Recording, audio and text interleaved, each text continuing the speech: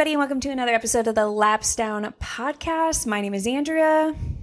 And I'm MJ. And thank you guys for waiting an extra day. Can we be honest? Can we get it off our chest? The reason why we didn't film last night is because the girls are tired. The girls are tired. So sleepy. We are so sleepy, guys. They keep scheduling these NASCAR races. They don't even start until like 7:30 p.m. And like, what do you want from me? It ends at 10:30. Then you want me to get on with sleepy MJ? She's always sleepier than me.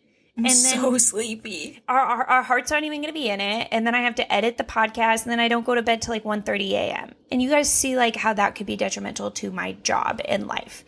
So I hope you guys understand. We're uploading now. And honestly, I think the episode's going to be better for it. Because I don't know about you. I've been stewing on some shit. 100%. I've just been thinking. You know? Because this episode was like important because I also felt like there was a lot of stuff that happened across multiple series that I was like, okay, I got to come up with like my fucking argument on like ethics and shit right now. And it's like, I'm not going to be doing that at 11 p.m. So right. I've been stewing. I'm still not certain about any of my opinions, really. I can be swayed. So I probably will be when MJ gives a much better thought process to her opinions than I will. But do we want to start with, oh, hold on. I also want to say thank you to everybody that ordered hats.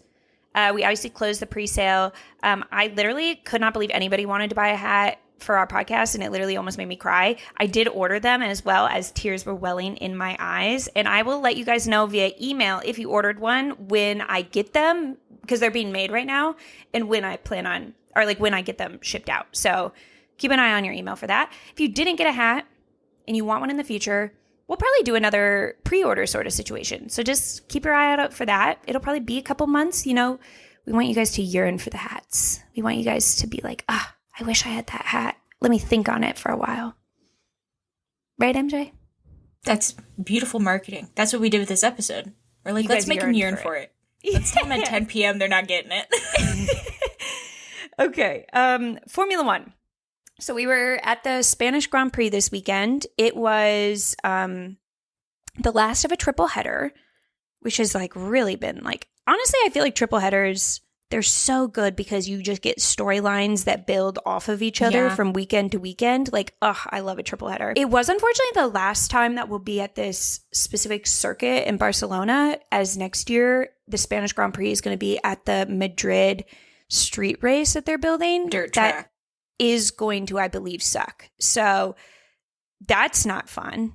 I don't know. Carlos Sainz says it won't suck. So I guess we have to just take his word for it. Mr. Engineer himself said it's not going to suck. Trust. It'll be fine. It's just dirt right now. But in the future, big things are coming. Right. I believe him. I don't. That makes one of us. Look at that man. He's lying to you. Okay. The weekend started with this big technical directive, okay? I was led to believe that this was going to change everything about I've ever known about F1. They basically were like, currently the front wings, they move a lot. And now they can only move a little. And actually McLaren is so fast because their wing be moving. And now it won't be able to, so they're going to lose. But then I was like, McLaren doesn't really seem to have made so many changes to their front wing as other teams have. So I think everybody's wings be moving. And they actually had to do a lot more to make them not be moving. So it kind of seems like McLaren is just fine.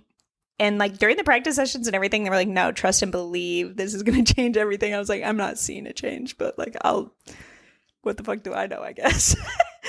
I don't know. I love technical directives though, because it always comes, I feel like, after somebody bitched about another team to the point where F1's like, fine.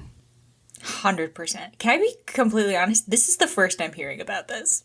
Okay, well, protect your peace, girl, because literally all throughout the practice sessions, they would not shut the fuck up about these technical directives. They kept showing me front wings, being like, as you can see, there's so much different. And I'm like, I have no idea. It's frankly none of my business at a certain point. It's like, keep it to yourself. Yeah, it's like, just mysteriously change your front wing. I don't really need to know. We also had the week start off with Christian Horner apparently going to Ferrari. I think this is a lie.com, the remix. I liked the other rumor that we had earlier where he was getting fired. I think that was like 2 weeks ago. I liked that rumor more. I can't imagine a team like Ferrari looking at Christian Horner. Like, sure, he's had success, but being like, you know what our toxic work environment needs? A lot more. A lot more toxic. The sexual harassment claims kind of makes it so like you're ineligible for any future jobs. And the fact that your company still has you there, you should be thankful and lucky. Crazy. And like looking at like what's happening with Red Bull right now, I just don't. What is the appeal? Is it the hair? I think it might the fact be that he has spice. I think it's ginger spice. I honestly, personally, like, yeah. I would like to spend time with Ginger Spice, so maybe they're just like, maybe she's gonna bring like a ray of sunshine we just need around here. And then we had practice. Nothing happened. It's okay, nothing happened. I will say I'm nearing the point in my F1 journey where I don't feel the need to watch practices anymore. I do just watch the 15-minute recaps that they put on F1 TV. It's like anything I need to know that will happen during practice, you guys will let me know, right? So like, I don't need to watch the whole hour and just listen to the commentators like shoot the shit over nothing. I think especially with Sky Sports, it's really hard to just endure like extra Sky Sports. We were already running thin on patience. Yeah, I can't do it. It was more fun, I think, when it was when I had Logan to cheer for, because sometimes you do really, really well in practice, and I'd be like, this is all I'm gonna get, right? Yeah. No, couldn't miss that. I do think that like they took that fun out of practice though in a way, because kind of similar things used to happen to like Carlos. Like he would like randomly just be like top of practice and stuff. But now it's like the McLaren's just top practice now too. So like I don't really, it's like, oh, who's going to do it? Oscar, Orlando. I don't give a fuck. You know, they're just having fun up there and the rest of us are suffering. But we did go into qualifying. First things first, in qualifying, we had Franco Colapinto's car have a mechanical issue in the pit lane. And it was kind of funny because he was like parked in the pit lane and everybody was like, okay, is he going to go? Like if they had horns on these cars, they would have honked at him. He was just sitting there and there was like no form of communication as to why he was just sitting there. And the time was just ticking and everybody was missing out on runtime. I did feel bad for Franco though, because he was pissed as fuck when he got out of that car. And he was out in Q1. And I'm just like, I have the same fear with Alpine now that I have with Red Bull, where it's like, if I hear one fucking word about replacing Franco because of his performance, I'm going to bash my head into a wall because, like, what do you mean? This man's car does not work. I mean, how else are we going to get through all the reserve drivers at Alpine if we don't just keep sending a new one in? Yeah, they have so many. They have to, like, rotate them through. Yeah. Is there, you probably know this better than I do, do they get a penalty for delaying procedure? I guess it would be qualifying. They don't. No. It's fair game. If he would have if his car is genuinely dead, no. I guess if you just sit there and fuck around and like your car is fully functional, but you're just like sitting there to keep everybody behind you, then yes, I think that would be a penalty. But like if you have telemetry and like data and stuff that's like his car wasn't working, then he's good. They would have had to I think do something more if they would have had to tow him. But I think he was able to pull up enough to get out of the way. I saw people just going around him eventually, so it was not a huge deal. But I know in other series, they would, I guess he had to set a lap time. They would delete your lap time or make you sit in the penalty box for 10 minutes. I feel like he's already in the penalty box by driving at Alpine. They're he should have got out of F1 when he had a chance. Honestly, you could have just hung up your hat. You could have hung up your hat being like, I had a good time at Williams and I'm the only one who could say that. And then just literally been happy with your career. Good job. So in Q1, we have Ocon is out. Carlos Sainz is out, which is kind of an issue for his record that he had of scoring points at every Spanish Grand Prix since he started in F1 a bajillion years ago, because he's old and decrepit.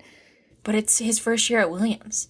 Yeah, so we all should have probably tempered our expectations there. And then obviously Colapinto because his car died. And then Hulkenberg, it's a stake, whatever. And then Yuki. Yuki had an issue where like there was no reason for him to be out in Q1. Like they were like looking at his car and the analysis being like, I guess he wasn't driving very aggressive. He seems to be having problems like getting his front end to turn in the way you would want it to, but like it's still kind of crazy that he finished dead last. And then like they asked Christian Horner about it, and he was just kind of like, yeah, there's no reason for him to be like finishing that low, and like we're gonna have to see what we're gonna do about it. And I was like, this man gets away with ruining people's lives, and we allow him to just continue to speak to the press. I can tell you why he might be finishing that low. I think the car might suck. And he also had like a crazy crash last weekend from the car not responding the way he would expect it to. So he's probably driving more timid because he ate shit last week during Q1. Yeah, because the car's trash. At least he's in the top 20. I mean, what do you want from him? You know what I mean? Like at this point, it could be worse. Like we can't. I don't know. I saw a lot of people coming out of the woodworks to be like, I think you all should apologize to Checo. And I'm like, we're so far, like, already on that train. Yeah. I think after Liam Lawson, like, I was ready to apologize to Checo, like, basically from race 1. Like, I was ready to be like, oops, sorry, that one was on me. My B. Yeah, be like, I never doubted Checo. I was like, that second seat sucks. I know it. I know it sucks because Checo told me it did. And I, unlike anyone else on that team, trusted him. I think the problem that Checo had that none of the other second seaters have ever had was that for a while there, the car was still so much faster than everybody else that he like tricked us by getting like a bunch of second places and third places. Whereas like every other second seater, they have like always been asked.com the remix from like day dot getting in that car. They've been like, this car sucks. Checo was like loving the car when he was getting second place, and he like thought he was going to be leaving F1 because he got fired by Alpine. Like he was like, this car's great, I'm having a great time. But then later his tune changed, and I thought, well, it's because you suck now. I would also be saying it's the car's fault if I sucked now. That's true. And he did have some like pretty good drives from like the back of the field to like midfield that would just kind of end because of like driver errors. Yeah, like I was like, oh, he's still faster than all these midfield teams. Like you're in a Red Bull. That's true. But I watched a lot of Checo because when I would watch Logan's Onboard, I would see Checo a lot. So I did become a little attached, if I'm being honest. You'd be like, what are you doing back here, buddy? You're not supposed to be back here. I'd be like, is that Max Verstappen lapping him, or are we still hanging out with Checo? Yeah, I don't know. I'm sorry, Checo. That was on me. I don't really want Checo to come back to F1, though, by the way. While we're still talking about him coming back to Cadillac, I have this new thing in my brain that I know isn't going to happen, but like I can still say what I want. I kind of want Cadillac to just like bring new people into F1. Like I'm so tired of like recycling the same people. Like, you know what I'm saying? Like it'd be different if it was like a young person that was getting a second chance. Like when Alex Albon got his second chance after getting fired from Red Bull, I was like, this is still a kid. Like, how are we going to like ruin his career over this? But like Checo has had a career. He's been on several teams. That's true. He's not like a spring chicken, but I get that the Cadillac would want the experience. So like that's why they don't fucking hire me. My fear is like the opposite of like your fear is where like what if they choose someone I don't know and I have to like learn. I think I'm at capacity with learning more things about F1 drivers, so I'd like it if they would choose from the pool of people I already know. So, like, Checo, good option. Logan Sargent's always an option. I would love to see Zhou. Fred Vesti, Zhou Guan Yu. Because like, Fred Vesti, Zhou Guan Yu, those are like Jack names Crawford. that... I mean, I think he's like in the Aston Martin program, which the moment somebody picks an Aston Martin program, I'm like, you're stupid then. Because you know that there's no seat for you. So, like, why did we pick this? Well... We'll get to that. But I don't know. That's just my opinion that nobody asked for while we were talking about Checo. I don't know. I've just been cooking on that one for a little bit. Nothing against Checo. I just like, I don't know. There's so many young people that want to get into F1. He could be a reserve driver. Yeah. He could do Roman Grosjean's situation where he's a reserve driver, but he's never actually at the track. He's just like taking selfies in the sim. I haven't seen Roman Grosjean once this season, except for that fuck-ass Disney collab. Yeah, he's never at the track, but then he gets all the credit for being a promo driver. I'm like, hey, King, you're at Costco. Like, we're in Long Beach. Where are you? Wait, while we're also here, like, we've already decided that this episode is just going to be what it is. You know what I mean? So, like, let's just cook on it. This is what every episode is. People like this. What are your thoughts on this Disney collab? Because I want to give mine, but I fear the backlash. What is it? Also, famously, and to our friends who are both Disney adults and F1 fans, I love you. I adore you. You are a sparkle in the planet. Mm-hmm. But you should never really mix, like, F1, like, snobbery of, like, the fandom with, like, Disney adults. I think this is a bad crossover, in my personal opinion. And I don't fully understand what the crossover is. Are we getting an F1 theme park? Are they gonna sponsor a car? I deadass think it's merch. No. I think they are maybe gonna put their sponsorship on somebody's car, but it's not gonna be like a title sponsor. It's gonna be like literally just like a McLaren style, like just toss your logo on it. It's just gonna be the ears, you know? Right? Like, yeah. It's just you always want to find the ears. I think like I am struggling with collabs like this with F1. What does this having, like, what are these two things crossing over for? What do they have in common? What is the connecting factor here? Well, we did just have, like, the Snoopy F1 collab, which, first of all, I think Disney's getting a little too big for their britches if they think they can follow up this Snoopy F1 collab. It's like, pack it up. But I guess that was completely, I mean, that's random. You know, right. I think it was random. I was gonna let people cook because I was like, I don't know, like, it's fucking Snoopy. I liked it. Yeah, I was they like, also do IndyCar too, so it's like, sure, Snoopy famously loves racing, but then you would think like the immediate crossover with Disney would be NASCAR because of Cars, the movie. That would have been actually such a cute collab. If they had like a race, like instead of getting like Bowman Gray or like the All-Star race, we get a race where they're all like dressed as not dressed, but like they have the paint schemes of like Lightning McQueen. Or like, you know how like Phoenix kind of looks like Cars Land, like just the deserty like vibes. What if they like called the championship race like the Radiator Springs like 500 or something like that? Title that would sponsor. Be so cute. They get a Piston Cup instead of the Winston Cup, which obviously that's like, I think like that to me, I'm like thinking about it, I'm like, that's cute. Like it makes sense. The Disney one, first of all, it was just confusing. Like you said, nobody knows what really is happening. Like my mom reached out to me. She's like, there's going to be a Disney team in F1. And I was like, I fear that's not what's happening. But like it Cadillac. was just it was just so confusing that like my mom's just like, I don't know what this means. And I was like, I don't really know how to correct her either because I also don't know what it means. I don't know. But like, I don't really imagine that kids care that much about F1, which is like the audience for Disney. So it's, and I guess maybe that's the goal, is to get the younger generation into F1. But also, I'm maybe wrong about this, but does Apple TV have something with Disney? Because isn't the F1 movie? Hulu has something with Disney. So it gets confusing. I'm like, what is the cross here? Like, I am all in on this Cars NASCAR collab. Sick. This one Good I idea. love. So if you guys are listening, let's just go ahead and reverse course. Hey, Walt, get your fucking head out of the freezer and listen to me. I'm telling you to reverse course. You can still undo whatever the fuck it is you are doing with F1 because nobody even knows what it is. So you can undo it pretty easily and just do something better with NASCAR.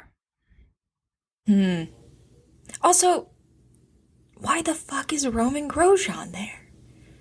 I fear I can't dwell on it too long. I don't really know. Every time he pops up at this point, I'm like, what are you doing here, bro? I don't know. We got to keep an eye on that guy. Other things happened in qualifying that nobody really cares about. Something that I cared about, though, was Fernando was in Q3. He puts in like a monster lap that gets him, I think, to like 4th or 5th. There's still plenty of time, though. He could be doing like another lap, like getting back out there.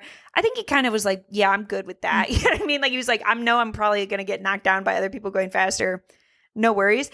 And he proceeds to just kind of like do a parade lap around the circuit and like wave to people in the crowd with a legitimate princess wave. Like he was like this to people in the crowds as like other people are putting in qualifying laps around him. I love him. I can't not love him. I'm sorry. That's so funny to me to just be like, I'm clocking out for the day. That's good. Yep. That's good. That's all I need. Probably could have clocked in a little bit more once we find out what happened to his teammate. But Sure. Piastri puts it on pole. Lando and Max are behind him. Not close behind him, though. Piastri puts in the biggest margin in a qualifying between him and the second place car. I don't know. I don't think the flexi wing worked, guys. I think they're so fast. I fear it's just gonna be this season, and that's okay. It's just gonna be this, though. Yeah. It'd be more fun if like Lando would fight back. Like if we had like a true fight between the McLarens. I fear that is dead and gone. Right? There's still a chance. Maybe he's a second half guy. He's like, you know what? I'll wait until after summer break, and then that's when I'm really gonna start fucking shit up. Okay. He's playing the long game. He's making them yearn for it. Oh my God, Lando fans. He's just making you guys yearn for it. Yeah. He's making you guys think he's going to lose the championship, but he's actually he knows how to pace a story. Yeah. Happy Lando content performs significantly worse than sad Lando content. So true. You guys are actually just growing a following on TikTok by making sad videos with like some random ass Billie Eilish song in the background and just a lot of text on screen that I have to read about how tragic his life is. And that's good for you guys and him. And then he'll still maybe win. Maybe. Well, maybe not. Lance Stroll, he pulls out of the race after qualifying with wrist pain. And he is apparently getting a procedure. This means he obviously isn't racing. I don't know what a procedure means. I'm like, is that surgery? Is that what we're calling surgery now? Is it just like acupuncture? Like procedure could mean anything. I'm also really sad because this means Felipe doesn't get to race because he didn't get to do any of the sessions. And I am sad about this, not because I know anything about this Felipe guy. Literally the only thing I know about him is that he stands there and yearns to be on track at every race for years. He really wants to get out there. He's Aston Martin's Fred Vesti. Right. And like Fred Vesti, like we don't see him very often because he's locked in that sim room and they don't let him breathe or eat. But like they let Felipe see the sun, but they will never let him like be too near it. Like he knows that he could probably do well in that car, or maybe he could have. I don't know when the last time he drove an F1 car is. Maybe his vibes are completely wrong now. He doesn't even remember what he's doing. It's been so long. Because he's not racing in like, I guess he's racing in Le Mans. Maybe. But like, how much is he like getting in there? Plugging into that car? Probably not a lot. Like one FP1 I don't know, actually. One like That's FP1 a great question. Because you don't think, because I know sometimes they'll do tests with like the older cars, but they won't like test like the 2025. I wonder how much these reserve drivers are actually getting behind the wheel of a real Formula One car, if it's just sim racing. And I feel like it's also like, you have those reserve drivers who are currently in F2 that like if need be, they would plug into F1. And I almost have more confidence in them than these reserve drivers who have been out of F2 for years. Because even though there is a lot of switch between an F2 car and an F1 car, they still are in like racing mode. Like they are not on their ass fucking around all day. They're like plugged in racing 24/7 and then they're just like getting into a different car to do so. But like, well, I don't know. I mean, Jack Doohan did fine. True. And he sat around for a while. Yeah. They kept him on ice. And I felt bad for him too. I felt bad for him. I was like, I don't know. I feel like every once in a while we should get like a required, you have to put a reserve driver in for a race. A rookie just so race. They don't look too sad. Yeah. Yeah. Makes me sad. Please just like let him do something. And yeah, so he didn't even get to the one time you would get to do your duties as a reserve driver, he didn't get to do them because Lance had done all of the sessions, which makes me think that like they probably were gonna have to pull Lance out, but they were gonna not do it if he had qualified well, which again feeds into the problem we're in, which is that Lance has never actually taken a break and just healed. He would have raced had he qualified better. Even though he needs a procedure to fix whatever the fuck's wrong. So it's that serious. And they're going to put him in the car in Canada, too. I think. I don't think they will. You don't think so? Because now they got to... I think now they're stepping into shopping mode. Being like, fuck. I mean, could this kid actually... Huge news. What if Red Bull replaces Yuki with Isaac? Are you with me? And then Yuki replaces Lance at Aston Martin because of the Honda. That'd be ideal for me. I think that. And then Lance I don't know who would go to V-Carb. If he cannot physically drive the car, you can only put so many nuts and bolts and steel plates into your wrist. As someone who has a plate in her wrist, after many years of telling the doctors, hey, I'm in pain, finally got the surgery, you eventually like just lose mobility in your hands. Yeah. So not that I don't want, like, that's not what I'm saying. I don't want that to happen. But like at a certain point, it's like, well, can he race? Because it's always been like, if he can race, he will race. But if he can't race anymore, I've always been curious like, who that is up to. Like, I've not really ever been... Lance does not strike me as the type who's like, I have to be racing even though I'm in pain. So I'm like, is somebody like is there a dad forcing you to do this, Lance? Probably. I would almost positively so. Yeah. Because like, I don't even know if Lance likes F1. So if he's in pain, I don't really think he's trying to drive the car. Like, I think if he would have it his way, he would have been out when he broke both of his wrists. He would have been like, oh, well, can't do F1 anymore, I guess. What can you do? And his dad was like, I've sunk millions into this project. You're getting your fucking ass in that car. Didn't he also recommend his hand surgeon to Daniel Ricciardo?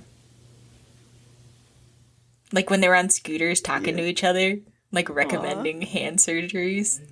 Aww. But you brought up an interesting point that I didn't know because I'm pretty recent into the IndyCar of it all.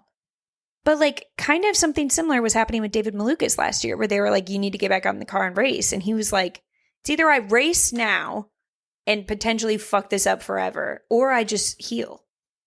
And he said he still has crazy pain. Like, I don't remember what interview I was listening to, but he was talking about how he still has to like wrap the fuck out of his wrist and it still hurts like shit sometimes. Yeah, he opted to heal much to the dismay of Tony Kanaan and got fired for it. So that's the last time you'll ever heal from an injury. Lesson learned there, huh, loser? Look at this kid. He thinks he can fucking heal. Wow. Get a load of this guy. Okay, so then we get to the race. We have Max getting Lando on the start. Lando's so back, guys. He's so back. He's so back. Like, that's just, he does starts like he did last year. Because he was like, I was doing better last year, actually. I should go back to that. We also have the Ferraris are told to switch. What do you think about this? Basically, Charles was behind Lewis going pretty significantly faster, but they fucked around for quite a while, and then they switched. My question is, like, what do they do about the fact that their cars are consistently out of order from each other? Like, there's always somebody in front who should be behind the other. Like, why is it every race we have to do this team order shit? Like, why can't they just qualify where they're meant to be? Like, why can they never get it right on Saturday? And then there's always a faster car behind on Sunday. It is weird that you don't see it.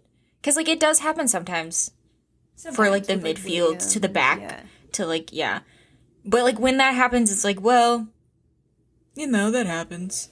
Yeah. It is, I don't know. It is interesting that this has been such an issue the past couple weekends. Especially because isn't Lewis qualifying worse than Charles most of the time? Generally, Yes. So Yeah, then really how you get back there? How'd you get back there in the first place, Charles? I don't know. Don't you understand what qualifying is for? It's so you know where you're going to start on the grid at the beginning of the race. How do you get behind someone who's behind you in qualifying? How does that even happen? I don't know. These Ferraris. Maybe Lewis is just the better driver in a worse car. Thoughts? I would never place my bets on that. With love to the Lewis fans. I think I might. You think he's a better driver than Charles? At this moment? Today? Yeah. Monday? Not today. Yeah, Monday, June 2nd. I'm not feeling it. Not June 2nd. I think if they were both in Mercedes, like the Mercedes that... But it's like, we're never going to know because Lewis is new to this... He's always going to be this dog shit team that gets fucking P4 and P6. Cry me a fucking river. I, can't take it from Ferrari anymore. I'm losing my mind. When are they allowed to complain? When are you like, okay, Ferrari fans, at out this of point points. you can complain? If you are out of the points, then yeah, hell yeah, be pissed off. I'm pissed off too. You're getting podiums. They're crying. It's like, tears. Why are you upset? You went into this year after the last year we just had. What were you expecting them to do? Become Red Bull from last year overnight? Or 2 years ago? I don't know. It's a wash. Also, Ferrari won most of their races at the back half of last season. So it's not like they did that well at the start of last season either. They had literally Charles at the Canadian GP on wet tires when it wasn't raining. Right.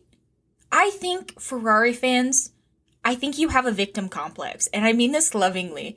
I think you're purposefully misremembering how the seasons have gone in the past couple of years. When are these, when is it going to be enough for you? When you're P1 every single weekend? We can't keep bitching about P4 and P6.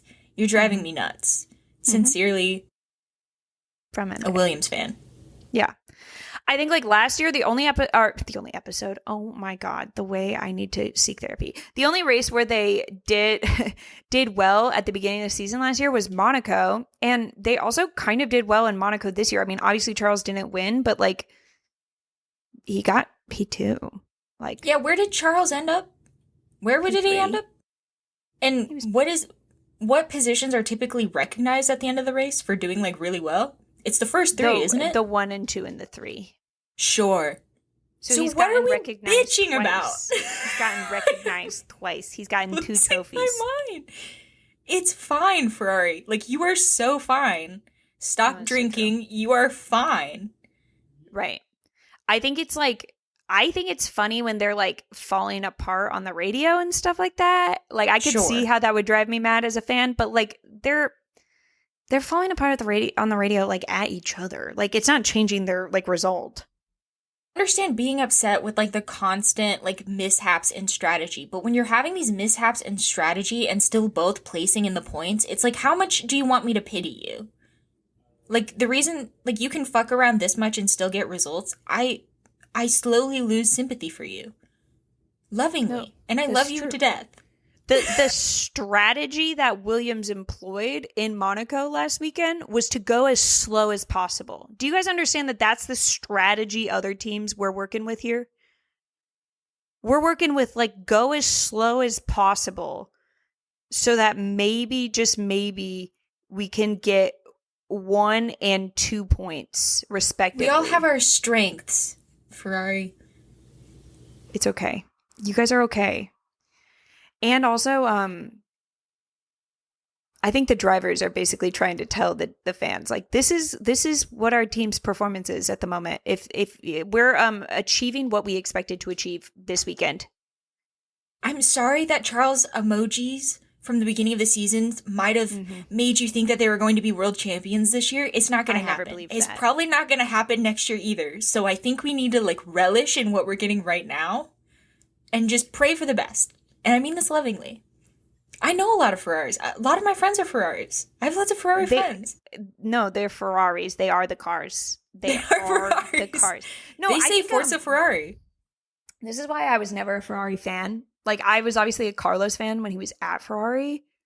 But I was this team isn't going to win a championship. Look at them. I was I don't know. They're telling me every week that they're not going to win a championship. I'm going to start believing them. I'm going to start believing them. For a minute, I was like, should I be a Ferrari fan? And then I was like, no, this is not tragic enough for me, frankly. And so that's how I ended up at Williams. She's starting to my standards Williams. They're starting tragedy. to get too successcul for her. I gotta be honest. I'm like, wow, Haas is looking really good this year. I think I might jump ship. she's like honestly starting to get too comfortable with the points in Williams, and she's like looking other places. Yeah. Okay. Nothing really happens. I will say.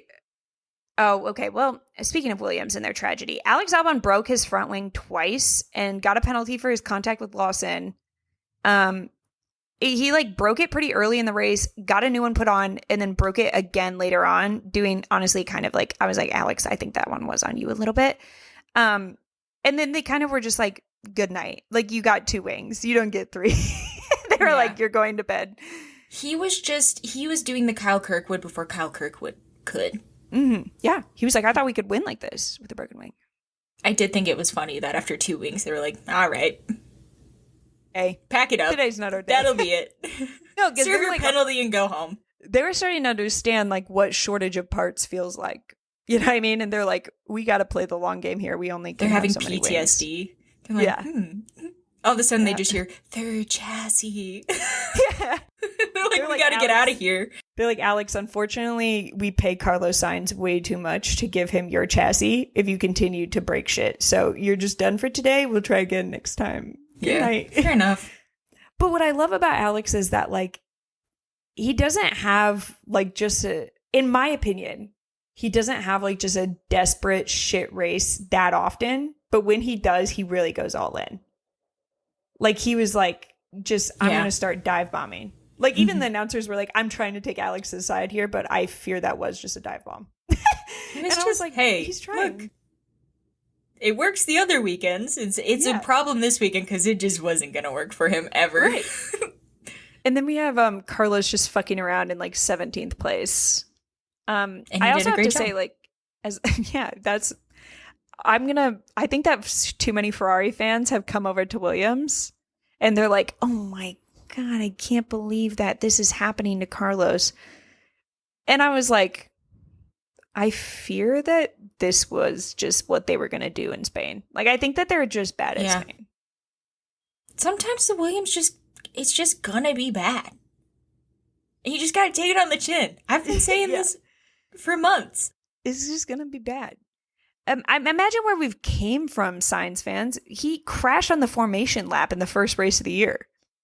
He's had a pretty good season. First year in Williams. I'm thrilled. Yeah, we're on the up and up. You know, don't get discouraged. So we get to the point where nothing's happening. The race leaders are just lapping cars. And I was wondering, am I like misremembering, or does it feel like we're lapping way farther up the order than we've ever lapped before in F1? Like, I feel like in Monaco, we were like putting 2 laps down on people. And I was like, okay, to be fair, like people are fucking around, you know what I mean? And driving super slow. But even yesterday, they were lapping like up to like 15th, 14th place. And I was like, I feel like in the past, the only people that ever got lapped were like the steak salvers in the back. Like the ones in the back. So, yeah, like, I feel that too, really but I wonder if they just didn't tell us. Like, I wonder if they just were like, you don't want to hear that Max Verstappen just took his 3rd shot at Logan Sargent. You don't want to do that. You don't want to be part of this. Yeah, because I'm like, is there like such a crazy gap between like the top teams and the bottom teams that like this is just the new norm? Or has it always been like this? I just didn't know. But I'm like, damn, like, what are we doing all the way lapping up to like 14th place? Like, I feel like once we get to the point where we're like lapping into the points, like something needs to be done. Like, I'm like, okay, that's crazy. And then they're getting pissy because they're like, why are these drivers racing in front of us? It's like, I don't know, because they got to put food on the table, Lando. They're just racing. They have to be here to race. I don't know. Heaven forbid. And then Kimi's engine dies. And he's like, I'm going to save this boring ass race. So he brings out the safety car. Poor Kimi. I feel like, what is Mercedes doing? We like put ourselves on a limb and said you guys were going to like get upgrades in Miami and be like on the up and up. And then honestly, ever since, you guys have been kind of ass. We did just say for Miami. And to be fair, they did do pretty good in Miami. Okay, so we were kind of just meaning like the upgrades only had like kind of a limited it's just like one life. Yeah, they did like the Ferrari and Monaco thing where it's like just this one. Just this one. We'll do good for just now, but probably not again. Never so again. Have fun. Probably. Probably. So they bring out the safety car. Everybody pits. Okay. Max at this point, we're getting into the juicy stuff, guys. Max had been on a 3-stop strategy up until this point. Everybody pits, and for some reason Red Bull's like, okay, you got to pit too because everybody else is. And then he gets in there and they're like, ah, shit. The only tires we actually have are these like hard tires. So then he goes out and Max is like, hey, so these look kind of like hard tires. And they're like, that's probably because they are. And he's like, are we the dumbest fucking team of all time? Because he could have just stayed out there on the tires he was on, had track position, and made them last for like the last less than 10 laps, I feel like. But instead they were like, no, we're going to put you on brand new hards. The ones that are meant to go like a really, really, really long distance, but like are really hard to get up to temperature. We're going to probably put those on for the last like 10 lap shootout that we're doing here behind the safety car. Are you cool with that? So when we get into the crimes that Max has committed, I want you guys to keep in mind this moment. Okay, he was already mad. So then they do the restart. He almost eats shit. Like, has a massive save, almost loses the entire car. Dang. He looked like one of those little, like, robot beetles that shake side to side. That's what he looked like on the track as he was going down. That's what it did, and he saved it. I was like, I've never been, like, that impressed by a save before, and I was like, whoa, whoa. Yeah. Oh my God. Good. So he does that. He gets passed by Charles. He kind of hits Charles. Wow. Like, he's done saving it, but, like, he just kind of hits Charles, which I don't think we've talked about enough, where I was like, was that just for, like, good measure? Or, like... It felt like a little bit of a kiss goodbye. Yeah. Right. It was, like, very light tap. Yeah. But it did kind of seem like he was trying to put up a fight with Charles, and Charles was like, babes, you're in my rear view mirror. You know what I mean? Like, I've already passed you. On a different level right now. So then he starts getting desperate, and he sees George, and that's absolutely the worst person to have in front of Max when he's in a bad mood. Anybody else, I think this incident wouldn't have happened. 100%. There's something about the fact that it's George. And he was like, oh, fuck no. No, fuck no. So he kind of like is battling with George. He goes off the track and comes back on. Like, he goes off in the runoff, like, where you're supposed to go off. And he comes back, like, still in front of George. So I don't think he had to give the place back. But for some reason, Red Bull, like, felt like he did.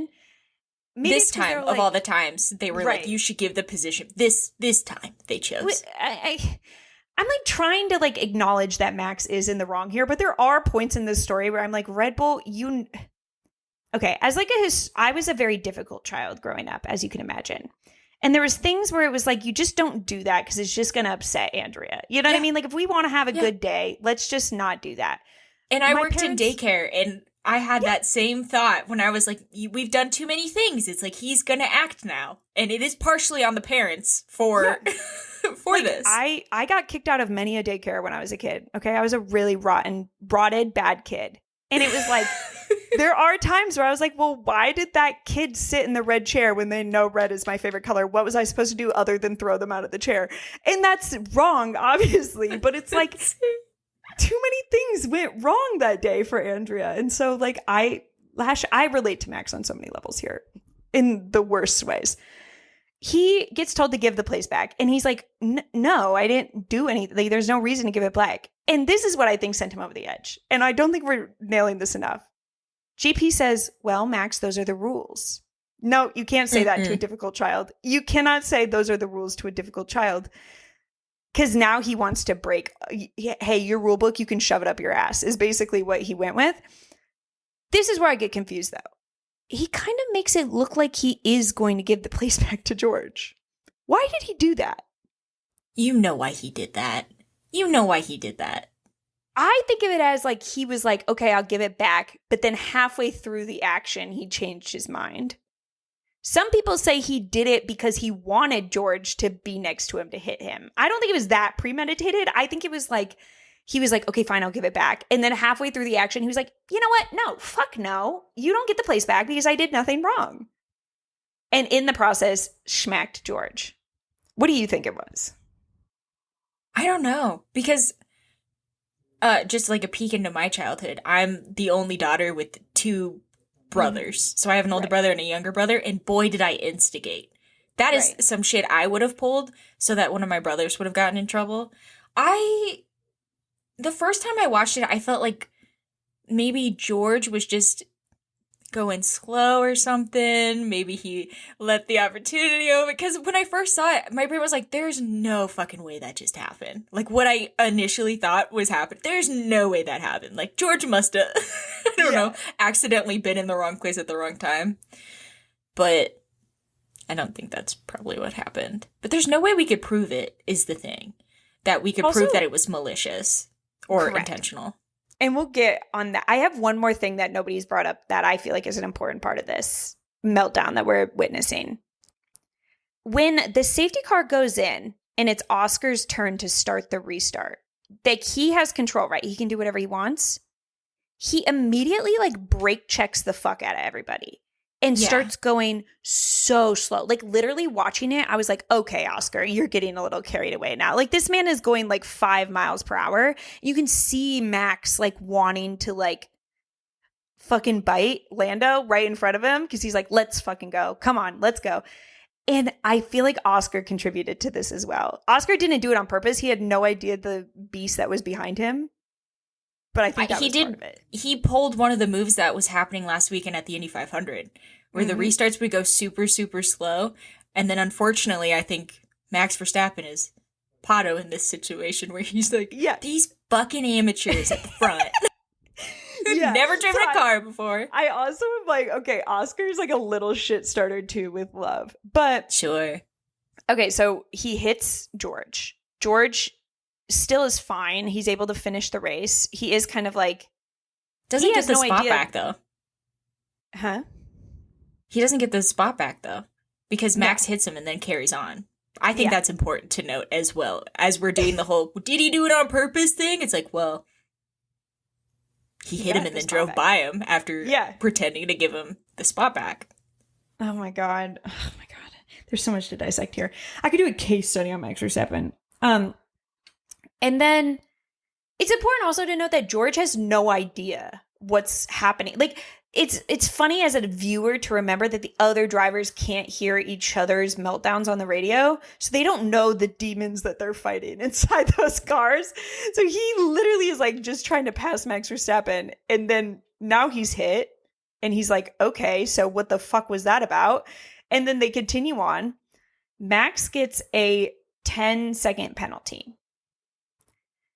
Now, this is where I am a Max Verstappen fan, but I'm not a Max Verstappen apologist. And I will say, like, this penalty is laughable, okay? That is, like, half the penalty George Russell got last week for cutting a corner in Monaco. So, like, that's kind of crazy. 10-second penalty is, I think, what Alex Albon got for, like, tapping Liam Lawson earlier in this race. Yeah. Like, and I think it's because they can't prove whether or not it was intentional. I will say, though, like, Max doesn't do a good job of making me think it wasn't. He didn't make me think it was an accident. I think outside of whether it was intentional or not, it was avoidable. Like, that's avoidable contact. Is there an avoidable contact penalty in Formula One?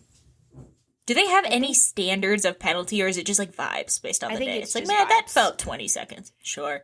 So that's an issue we should probably start with. I think the reason why it's like, because it's just based on vibes, they always base the penalty on the like outcome. And the outcome being that George was able to complete the race rather unscathed. That's not how we try crimes. It's not like the outcome. It's like that was attempted whatever. It's like, but I feel like if I was going to say murder. I was going to. If George had DNF'd, I think we would have seen a race ban from Max. But because it wasn't a DNF, it won't be a race ban. Because they'll be like, well, George was fine. And like they got over it and whatever. But it's like stupid. if you believe that he intentionally hit George for no fucking reason, then like I think we should do the punishment according to that. They gave him 3 penalty points, which is just 1 below what he needed for a race ban. Which I'm of the mind of like, let's just give him a race ban. He doesn't even want to be there. And also it's like kind of crazy that you purposely kind of are giving him 1 below a race ban. I've seen people get race bans for much less. K-Mag didn't do nothing wrong. And he got a race ban. Sorry, he was racing for his life. Right. And so like all of these things like combined, I kind of am of the mind of like Max should have just gotten a race ban. He definitely shouldn't still be in the points. He finished 10th. He still got a point from that race. I'm like, how the fuck are you going to get a point from a race where you intentionally hit somebody? That's like kind of crazy. Yeah, but like what's worse? Like a 10-second, like obviously disqualification is the worst of the worst, but I feel like they only do disqualification for tech issues. Mm-hmm. Yeah. So like a 10 place grid penalty, but like even then it's kind of like whatever you're going to give him isn't really going to like deter him. I think they should give him a 20-second penalty so that he wouldn't have gotten points. And I think if you're going to give him penalty points, it should just be the 4 because that's what would have put him at a race ban. It's weird that they specifically picked 1 point less than a race ban. Like, I'm kind of like, that seems intentional. But I don't think they want to give 4 points at once. I mean, I don't know what they do for anything. What did he have to do when he swore? He had to go do charity. And pay a fine. He should, okay, here's the thing. Here's what he's got to do. Put him and George Russell in one of those get-along shirts. But George Russell didn't even do anything. Like, he literally didn't even do anything. No, I feel really bad for George. George, I think, just has, like, he has one of those demeanors where it's like, you're pissing me off just by being here. Like, I know you're doing great things for the sport. You're a great driver. You seem like a stand-up guy, but you're just, like, kind of pissing me off right now. Yeah. And I think, unfortunately, he was just at the wrong place at the wrong time. That's how Max gets with certain people. I think George and Lando kind of just sent him over the edge. Like, he's, like, pretty cool with most people passing him or being near him on the grid. Like, he'll be pretty nice to Charles. He'll be pretty nice to Oscar. The moment he says Lando or George, he's like, oh, somebody has to die right now. And I think that that's like a response doesn't we respect need to them. Yeah. Like, I think at the end of the day, he just does not respect them. He's like, honestly, these people are really fucking annoying to me.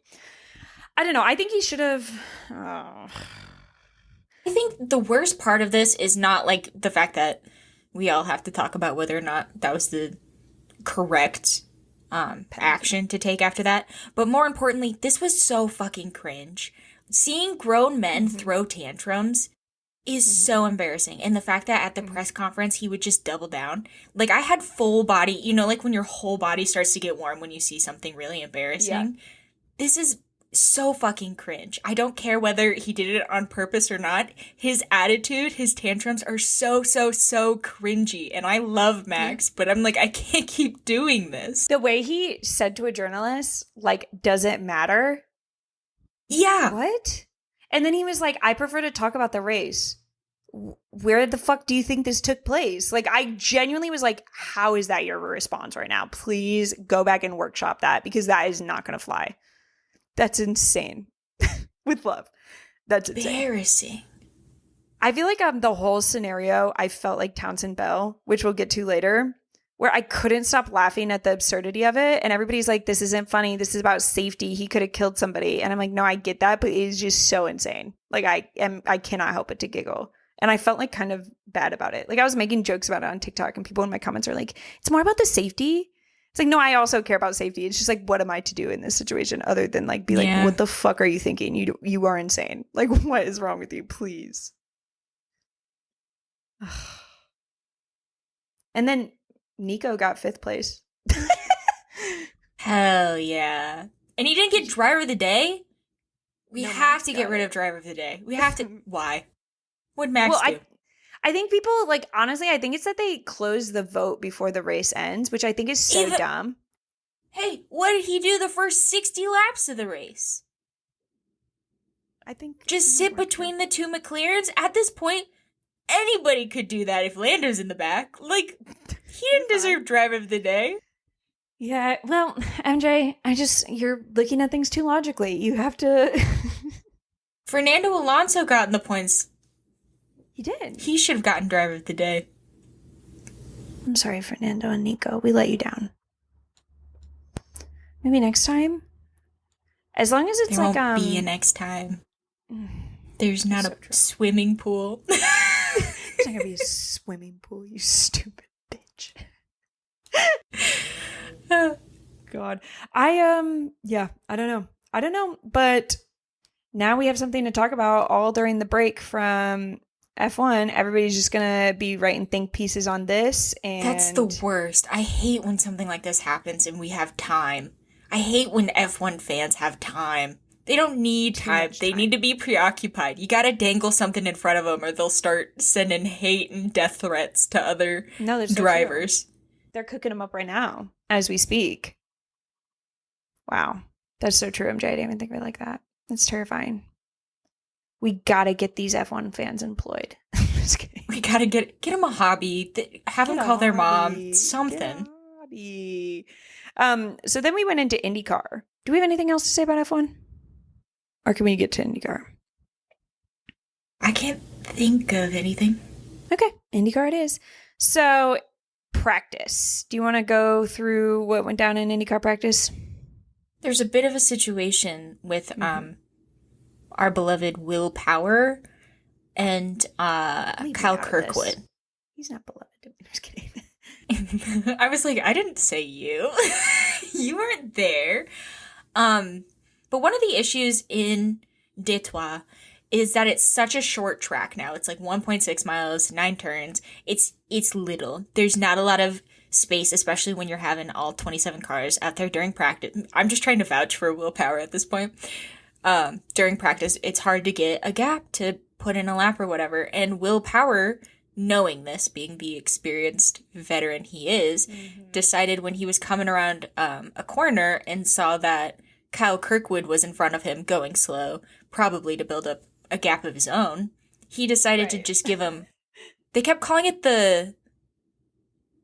was it the chrome horn or something? He decided to drive directly behind Kyle Kirkwood, not like fast. It wasn't like an impact situation. And just get kind of stuck up underneath Kyle Kirkwood and just push him around the corner and down the straight. Just to get him out of the way, and then moved him out of the way and proceeded on with his lap. To the point where Kyle Kirkwood had no control of his own vehicle because his back wheels were not touching the ground. He just kind of got pushed into the runoff. Broke his gearbox? ?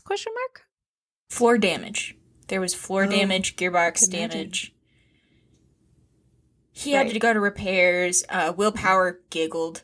Man giggled. They asked him, they said, what was that about? And he goes, well, I was just trying to make some space. I was just trying to get a lap in. What? And David Malukas, who you can see him on like Will Power's like onboard, just over in the corner, he's like, I thought something was wrong. He's like, I've never seen 2 cars attached like that. No, I think that like when we're talking about like insane worst thing you could say after you've committed a crime, you could talk about Max saying, I prefer to talk about the race. That one's pretty bad. I somehow think Will Powers is worse, where he literally is hysterically and maniacally laughing watching a video of it. He thinks it's so fucking funny. And like then everybody's like, no, Will, that's wrong. And he's like, no, I think it's really funny. And then like he parades Kyle Kirkwood around the paddock and they're like talking about it with all the other drivers. And you can see Will like explaining it and all the drivers kind of like laughing. I think at Will being like, no, Will, that was pretty crazy. And you see Kyle just being like, see, that was pretty crazy. Will's not seeing it this way. He's like, these are my friends.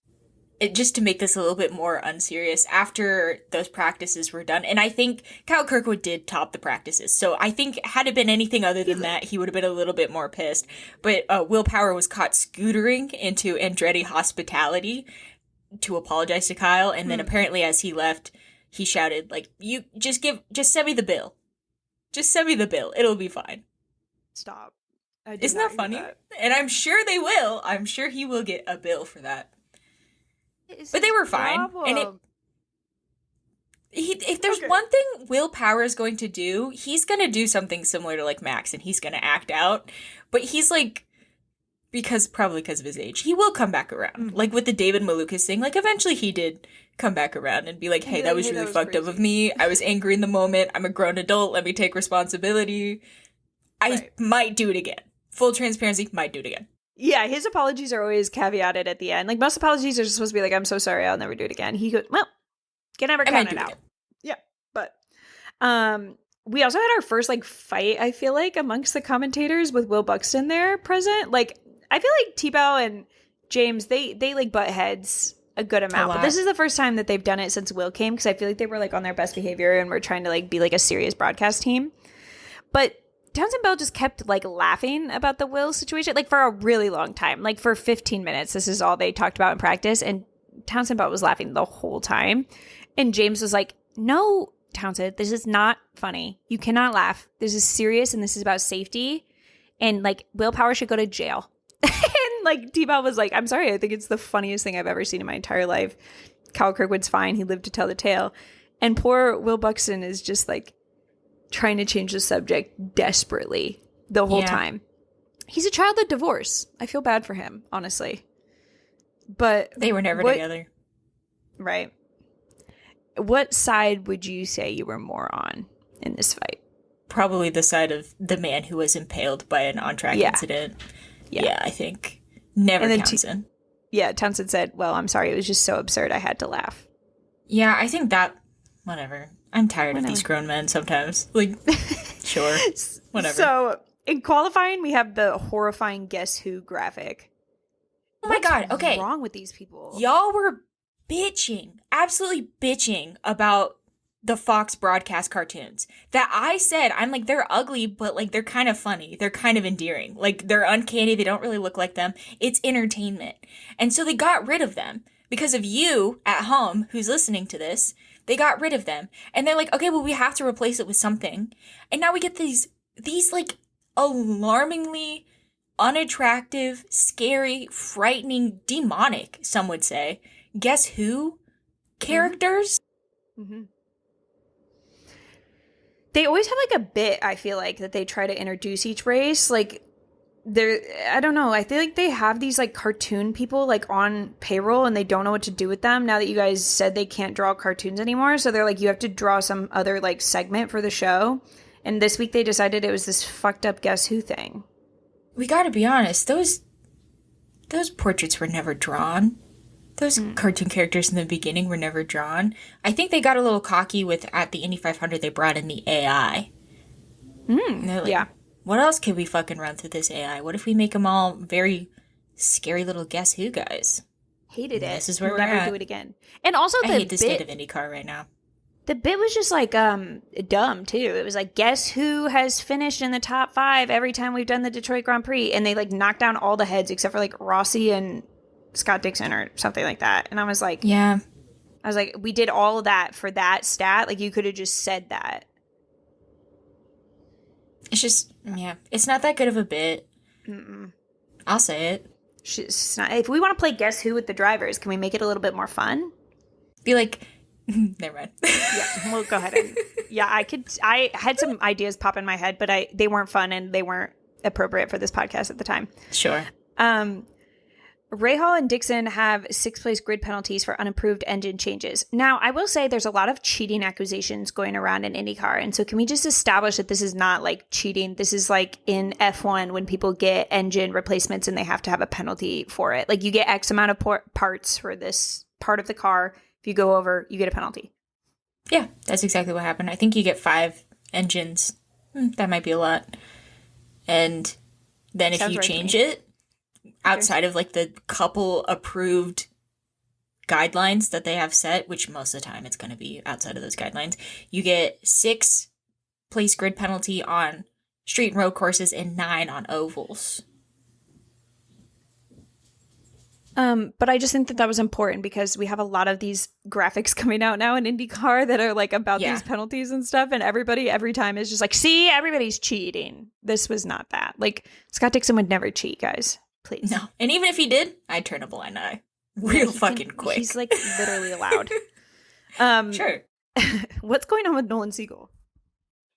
That's a great question. What is going on with Nolan Siegel? He had car issues in qualifying. Wasn't it car issues? Yeah, car issues. That's what I wrote. But this is, it seems like every race by now he has had car issues. Why can't we just get him what the other two are cooking with? Halfway through, well, we put it all into Pato and Christian's car. I'm sorry. I was going to say, I mean, he's funding part of the team. Like, couldn't we toss him a bone? Do a little something.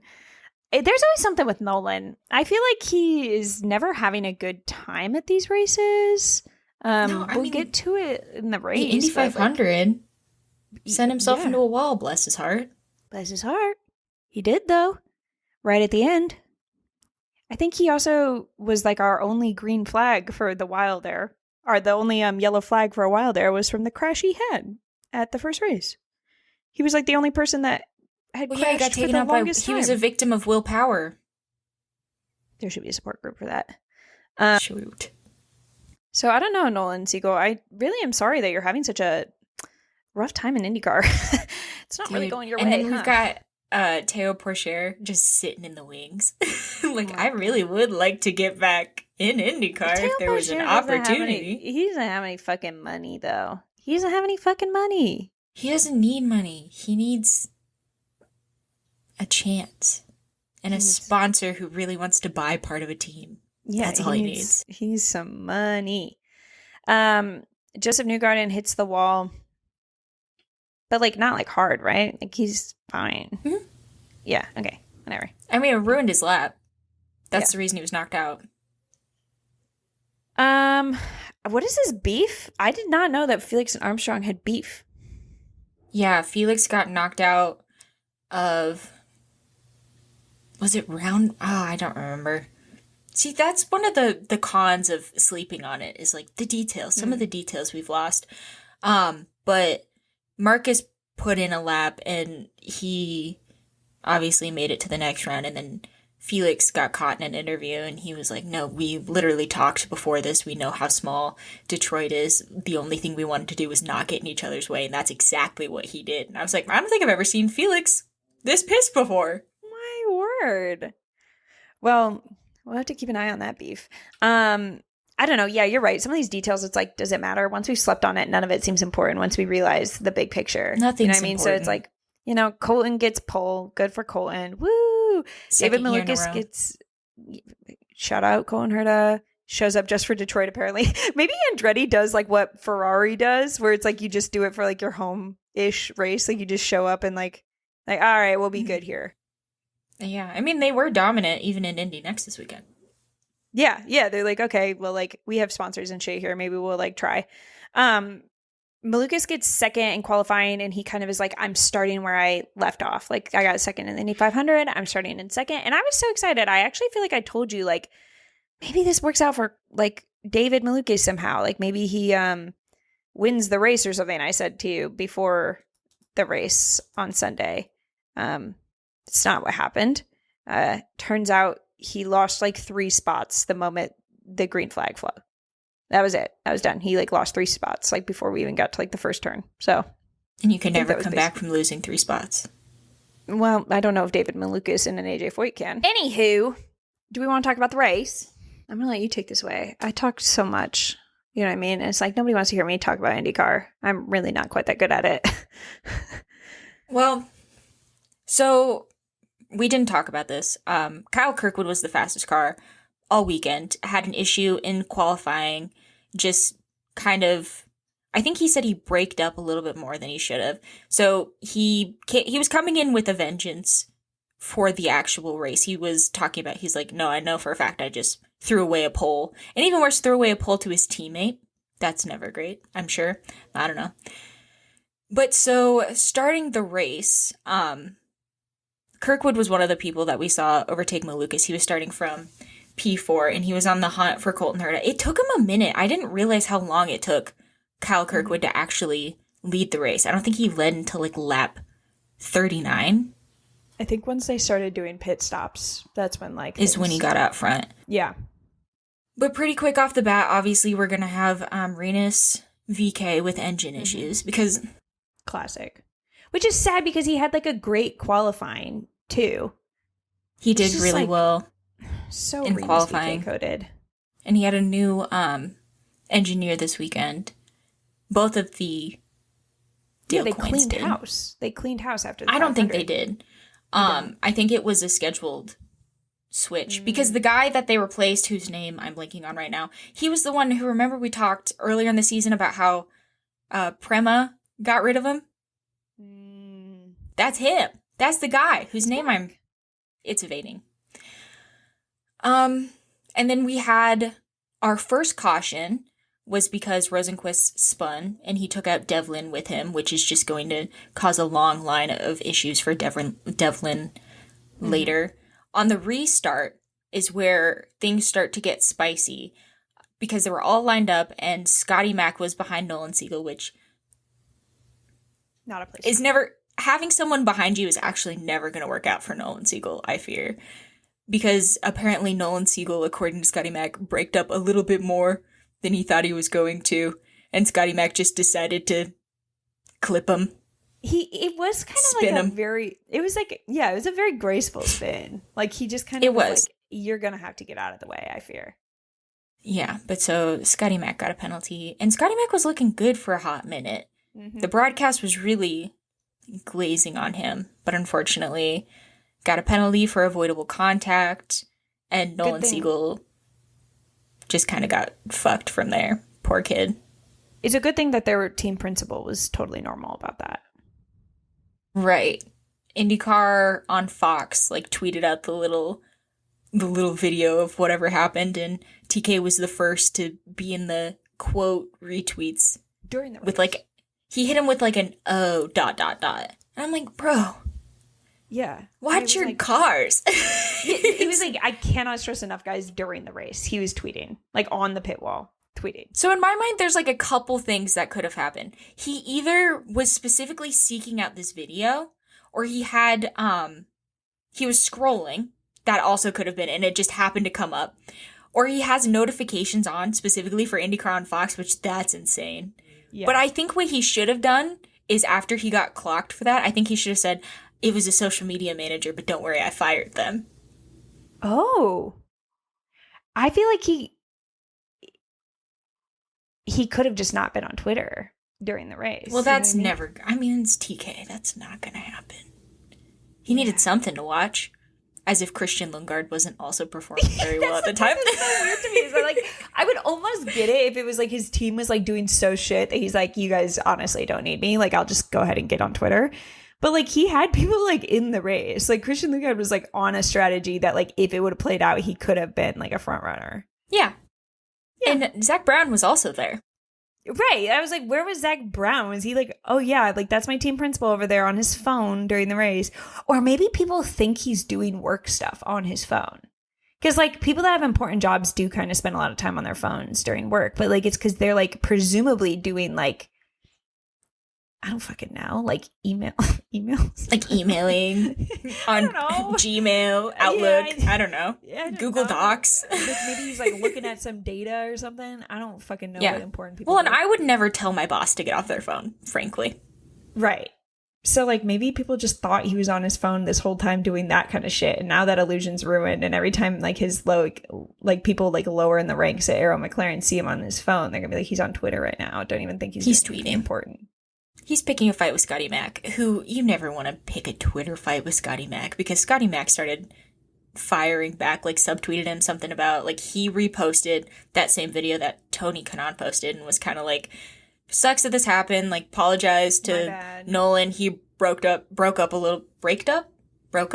Dude, he's so braked up right now. He braked up a little bit more than I thought he was going to. And then he said something about Tony Kanaan. Be like, I don't even remember what it was. Something about a team principal. Tony Kanaan responded to that and was like, I thought you had a mistake last week when you like didn't even make it was like formation last. Mistake last week, pattern. Mistake this week. He's like, and something about trying to contact the Andretti team principal, and then Scotty Mac fired back and he's like, well, unfortunately our team principals aren't often on Twitter during a race, and then we just didn't hear anything from TK. And I'm assuming he's gonna resign soon after that, because that's embarrassing. You think that should be like career-ending embarrassment? Next time we hear from him, I hope it's a letter, and I hope it says, that's on me, guys. That's on me. And the next announcement is Scotty Mac actually being team principal of Aero McLaren. Period. Scotty Mac owns this team now. I wonder, like, when we're kind of going through like the like levels of cringe this weekend that you've had to endure, like where does this rank in comparison to the tantrum that Max threw on track? Is this like higher? I think this is worse. I think this is worse because he's like in a position of power. Like Max is immature and like not emotionally developed. That's how he is. Yeah. But like Tony, and the fact that he kept trying to double down, which Max also did. But I think also just the fact that you're like an aggressive X user, Twitter user, like that's embarrassing in itself. Different. Yeah, like honestly, if Tony Kanaan wanted to go out there and hit Scotty Mac with his car, I would almost be like, that's less cringe than tweeting. Like talk about it on a podcast. Get on a podcast and talk about it. Tell the media. Do it Helmut Marko. It's like, this is cringe. Yeah, no, that's so true, actually. Yeah, it's definitely more cringe. Sorry, TK, you're in the lead right now in the cringe wars. Yeah, true. Okay, what else happens? The RLL issues keep coming. We have Devlin, who loses a wheel and gets a penalty. And I think this was the first of two situations that happened for RLO where the tires just not... Oh, no, the other one is Graham Rahal can't get his wheel nut off. This one, they didn't put it on. Sure. Not sure why we're not investigating RLO a little bit more. What did the FBI find? What's going on over there? Right. Nothing good. They literally cannot put a car together. So I just don't know what they found when they stole a bunch of info from other teams. Nothing. Genuinely nothing. It's embarrassing. We did have a beautiful moment where they predicted like 36 laps was going to be your fuel mileage, or how long you could run on a tank of gas, I guess, is probably the more proper way to say that. And Scott Dixon, our fuel god, our fuel-saving god, was like, sorry, did you say 36? What if I go 39? Now you guys look silly. You guys look It just makes me feel so warm when he does the thing that he's known to do. And they told Kiffin, like, one lap earlier, they're like, just do what Scott's doing. Just do what Dixon does. And he almost did. One lap short of him. That's actually so adorable that, like, he has some sort of secret thing that he's like now passing on to Kiffin Simpson. Also, I would hate to hear if someone got on my radio and was like, why don't you just do what Scott Dixon, 6-time champion's doing? It's like, well, why don't I fucking do what Alex Palou doing and try to win the race? Like, what do you want from me? Kiffin, honestly, it's kind of cute that he just has like these two like little champions to like mentor him. Yeah, it's like I say this with love. Like, I'm not quite sure if it's like translating the same way for him. Like, apparently these past few weeks it has been. Yeah, something but like there's something happening here, and I think it's just like a really cute mentorship relationship that he has with, like, you know, his fathers, Scott Dixon and Alex Palou. Truly. Name a better pair that you would have mentoring you. I don't think there is one. That's who I would pick. If somebody was like, hey, you have to get really good at IndyCar in like a short amount of time, like, who do you want to like teach you? Those are the two I'm going to go with, probably.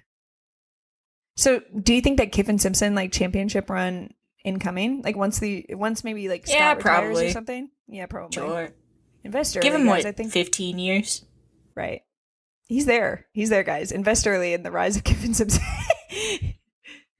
Put him on your grid rival. He's going to be doing big stuff. Yeah.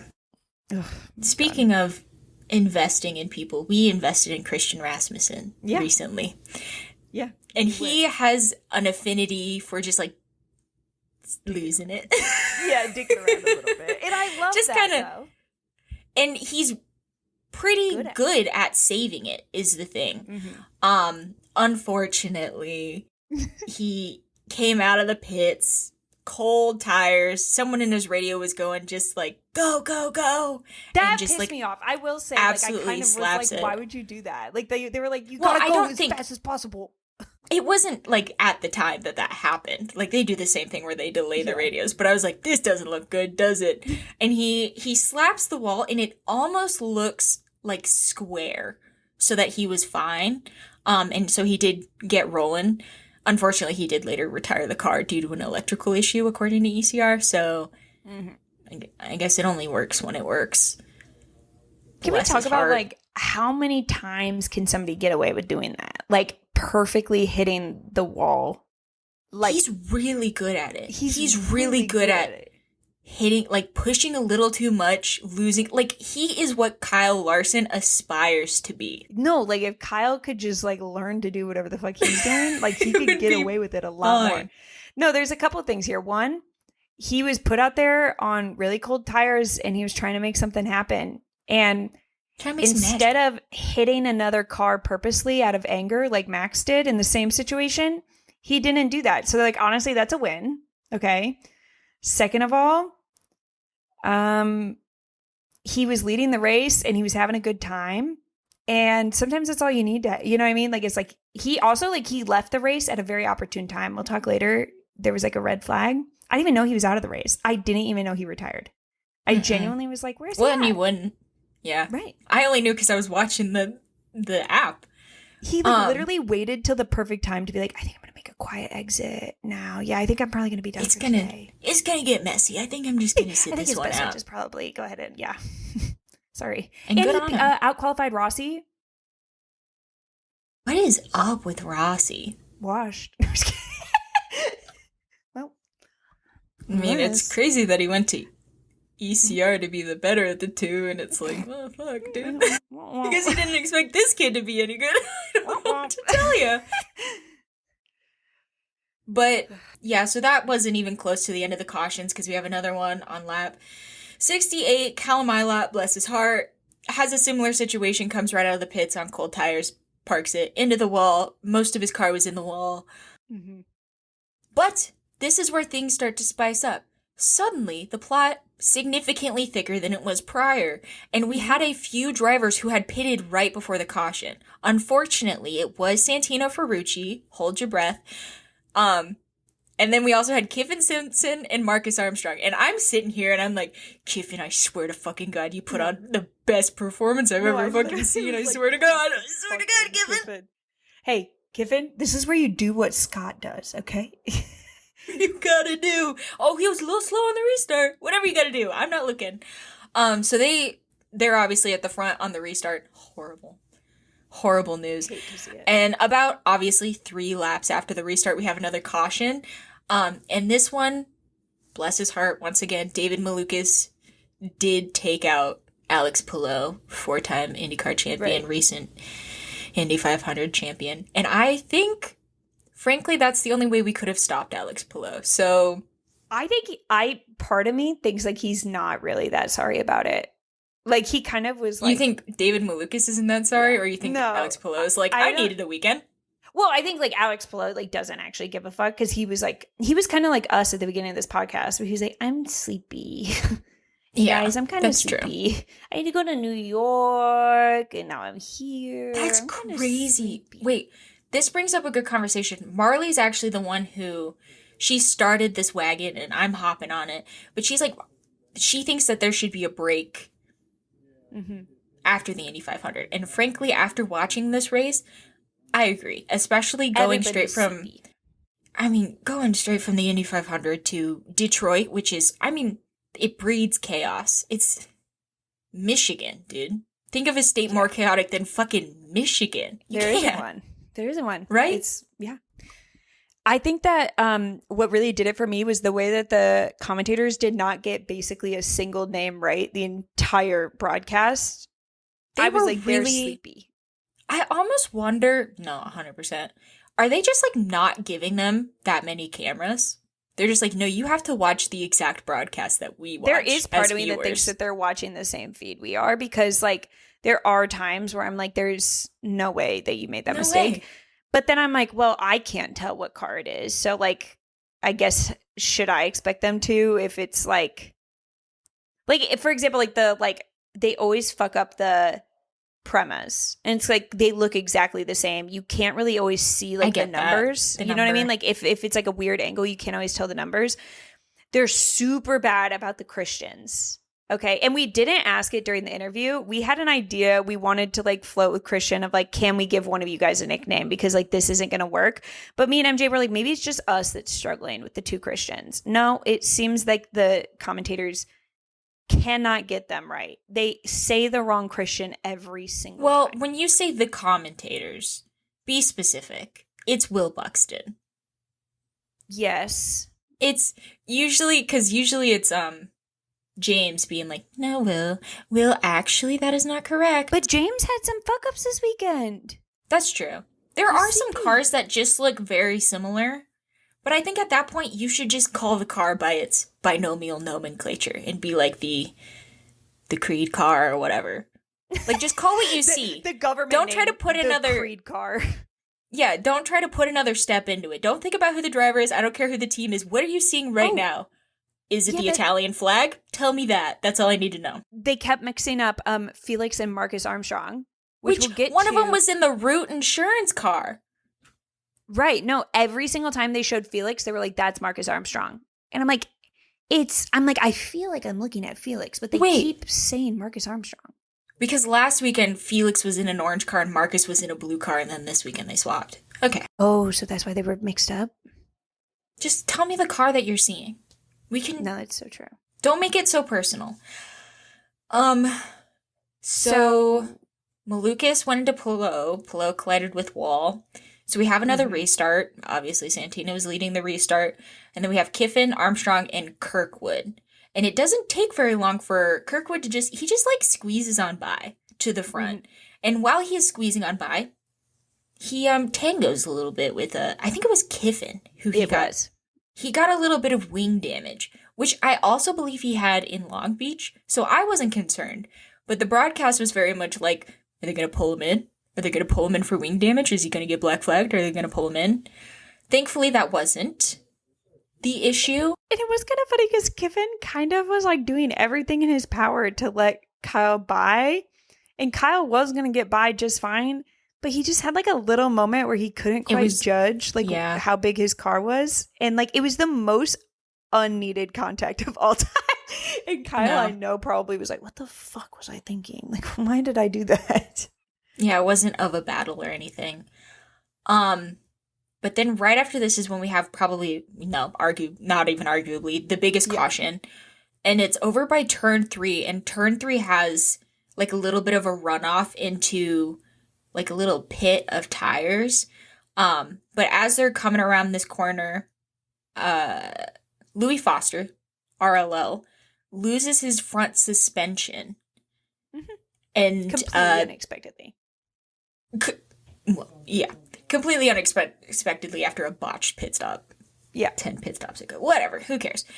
And he's going like full force down this corner straight into the runoff. And as he's going into the runoff, he clips Felix Rosenquist, who ends up also going into the wall. Thankfully, they were both okay. This did cause a red flag to fix the tire barriers. And it also caused another round of beef I have with Fox where I'm like, I shouldn't be seeing these drivers getting loaded into stretchers. There is no reason. Commercial. We've never had that before where we sit and watch them get loaded into stretchers. Like when you watch the Iowa race last year where Stingray Robb gets loaded into the stretcher, we don't see him. We don't see any of that. We see the car flip over and then they cut and they tell us he's okay. Like, I don't want to be sitting here watching these drivers as they're having these issues being loaded into stretchers or like walking away. Like, if you want to show the thumbs up, sure, whatever. But there's like also actively cars still on the track that we could be talking about. Like it was dead air watching them after these insane wrecks. Yeah, because like they showed like Louis getting out of his car, clearly in like quite a bit of shock because like literally he had no clue that his car was going to go out on him. And then we also are watching Felix get out of his car and like point to his like knee and stuff like that. And he later said like, oh, I like the only thing really is that like my knee kind of hurts because it like slammed up against the car when I like hit the wall. And like you can see him like having this conversation like with the EMTs. And it is quite long, and it's just like I don't really need to like know all of his health issues. No. As he's having especially after he had said on the radio when they were like, "Are you okay?" and he's like fuck my leg or whatever. It's like all this does is it leaves unnecessary speculation that these drivers don't need to have. Also, we're watching on fucking Fox. Cut us to a commercial. Why do we have a side-by-side commercial where we're watching these guys after these serious accidents? Like, next they're going to be like, we mic'd up the EMTs, guys. We mic'd them. Like, next they're going to be like body cams on the EMTs as they like go out and like help them. They do like talking heads with the AMR safety. Like they come into a little room and they're like, yeah, no, so when I got to the scene, it's like, yeah, I think that like they think, I don't know. There is something that's like, how many times do I need replays of something? I think we need to like come up with a number where it's like, I want like 2 replays of what the fuck happened. And then that's it. After that, you're just kind of doing like gore porn or something. And the same thing happens in NASCAR where they'll be like, do you guys want to see Ryan Preece flip over again? I'm like, not really. Not really. Especially after it just happened. Too. Yeah, it's always Fox. They're always like, do you want to see it again? No. Again, Fox. Do you want to see it in slow motion? No. Do you want to see it from Stingray Rob's onboard camera? No. Stop, please. Rarely do I. So during the red flag, they all have to like just sit there during their little in their little double pit lane. And I have to say, I do think it's really cute that they all have like a supervisor because they're not allowed to do anything to their car. And so they have to like just sit there in their little cars with like their umbrellas and stuff. And they have like IndyCar officials for each car that's like sitting there like hand on hip supervising. Don't do anything. I want that job, by the way, guys. If anybody's listening that's hiring for that job, that's me. I think you could probably apply. Oh, well, I kind of don't want to actually do it unless like I get invited to do it in like kind of like an influencer type way and like I get clout and money from it. Cool. Like day in my life as the person who stands over Santino's Ferrucci car. Yeah, that's what I was kind of... Santino's Ferrucci's car. That's what I was kind of thinking. Yeah, you get it. I think it'd be fun. Anywho. Jump scare, Santino Ferrucci. He's still there. He's still there. And on the restart, he's still there. It's Kirkwood, Power, Ferrucci, and then Herta. And Colton Herta...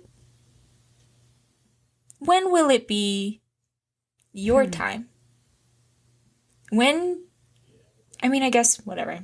It'll happen eventually. I think it's like gonna be like on the ovals. I think that he needs to get back out on an oval and like drive like it's a video game. No, because I fear him qualifying on an oval. No, he's gonna crash it, but then he's gonna have a good time coming from the back. He's gonna come from the back. Fun. And then, like, last minute, they're going to be like, I know you got on the podium, but we actually gave you a penalty. Sorry. Sorry, buddy. Sorry about it. But the last few laps, we basically see a battle between Colton Herta and then Will Power, who's right behind him, forcing him to use all of his push to pass. Just never got the chance to go around him. I really thought we were going to see a Will Power and Kyle Kirkwood podium. I thought that would have been kind of a poetic ending to the weekend. Unfortunately, we didn't get that. We got Kyle Kirkwood.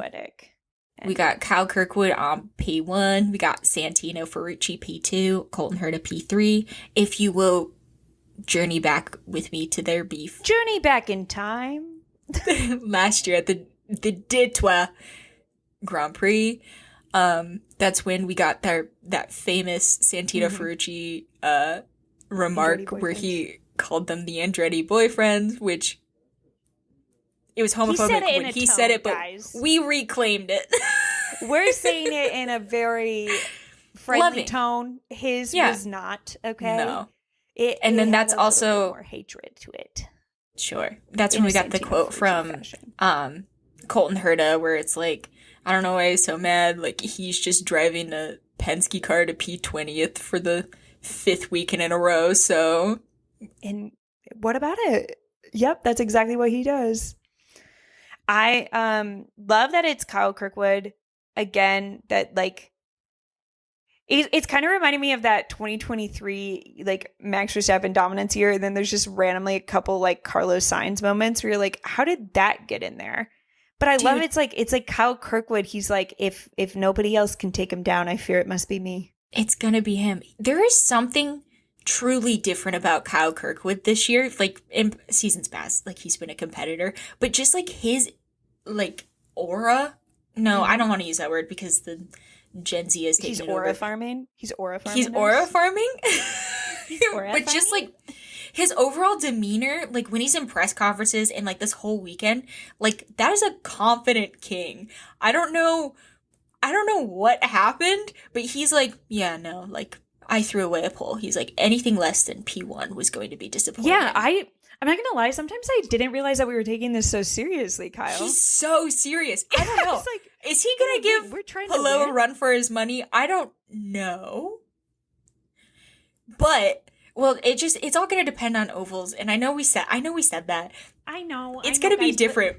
Yeah, I feel like I'm so pissed at Alex Palou because he could have just done what would have made us like look like we know wheel. Like the assessments we have made previously about Alex Palou on a oval still stand based on the facts at hand. He just did it this time to make us look dumb. Unfortunately, we made the mistake of basing our takes on facts. Almost never does that work out for us is what I'm finding out. Yeah, we do better when it's vibes. That's true. That's fair. But also honorable mention to Kiffin Simpson, who got his second top 10. And once again, apologize. Sorry I said that you're an Apple baby and that you bought your seat, whatever, what have you. Mm-hmm. Things I think are looking up for little Kiff dog. Well, he has his mentors. I love that for him. Somebody who was like kind of just pooping all over the party. Somebody who was just pooping all over the party.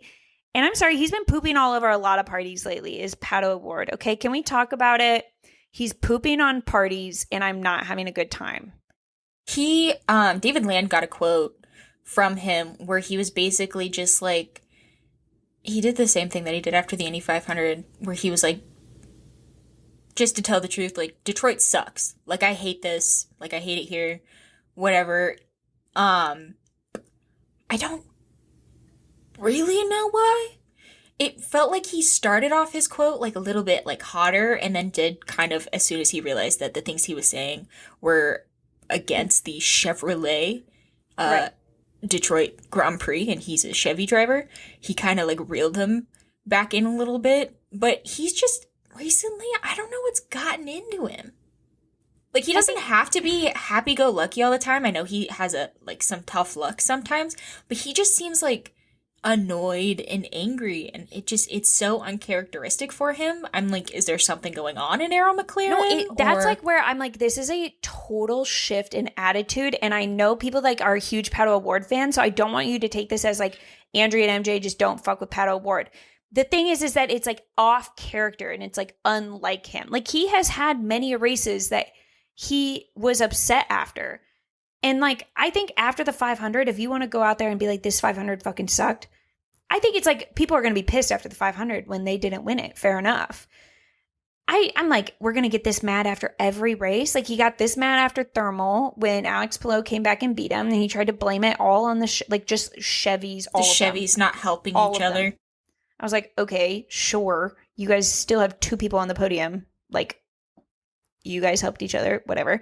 And then he was pissed after the 500. Fair enough, whatever. But then he's like pissed after this too. And it's like, yeah, he was kind of nowhere during the race. I think that this is similar to kind of like how Rossi was like last year, right? Where he was just like kind of over the Arrow McLaren. Rossi's always like that. I know, but like, yeah, Rossi is always like that, but he was like extra like that. And now Pato uncharacteristically is like, fuck all of this. Is there something maybe going on at Arrow where like, or is he like over IndyCar? Is he over the season? Does he just want to start over again next year? Like, what is going to make Pato Award happy? Is there anything that's going to make this man happy? I wanted to see if I could find where he finished because I'm pretty sure I'm pretty sure he finished in the points. Right. as if all the cars don't get points. I think that's funny. That was a funny little joke for you F1 IndyCar fans. He finished 7th. Okay, right in front of Christian Lundgaard. Right. So like where their car was. Sorry, I'm turning on my lights because it's getting dark in my house. No, that's so fair. Right where their car was meant to be then was where he finished. Yeah. Right next to his teammate. His other teammate was in a wall, if that makes him feel any better. Still finished, P19. That's not bad. I don't know. It's weird, especially from Pato, because he's so, like, proud of IndyCar. Like, it felt like he had a lot of passion for IndyCar. I know there's been some rumors about Arrow McLaren. I guess maybe those rumors are choosing to be true. Maybe he was mad because he was trying to put on a good performance and he knew that his team principal was just on Twitter the whole time. Maybe Zach Brown flew in from wherever the fuck Zach Brown flew in from and was like, hey, Pato, we actually want you to start having the attitude of Lando a little bit in press conferences. Right. Could you just be really, like, pissed off and annoyed because it's actually really working for him? Have you seen the TikToks? So if we see him streaming on Twitch next week, we'll know that that's the answer, I guess. But I don't know. And it sucks to see it because Pato is, like, the face of IndyCar. Right. Like, we are... Okay, take this from two people that make content about IndyCar that are always trying to convince people to come watch IndyCar. Pato is one of the few things that we have that they can lure people in. So, like, when we come to girls and we're like, you like Pato, right? And they're like, yeah, I kind of think I like Pato. I'm like, okay, let's, like, plug in. Like, let's watch. You're going to love IndyCar. And then Pato's like, actually, this sport is fucking stupid and I hate all the races. I'm kind of like, just selfishly, I wish you would stop saying that. Like, yeah, because I just want the sport to, like, get new fans. So it's kind of hard when you're, like, just lashing out.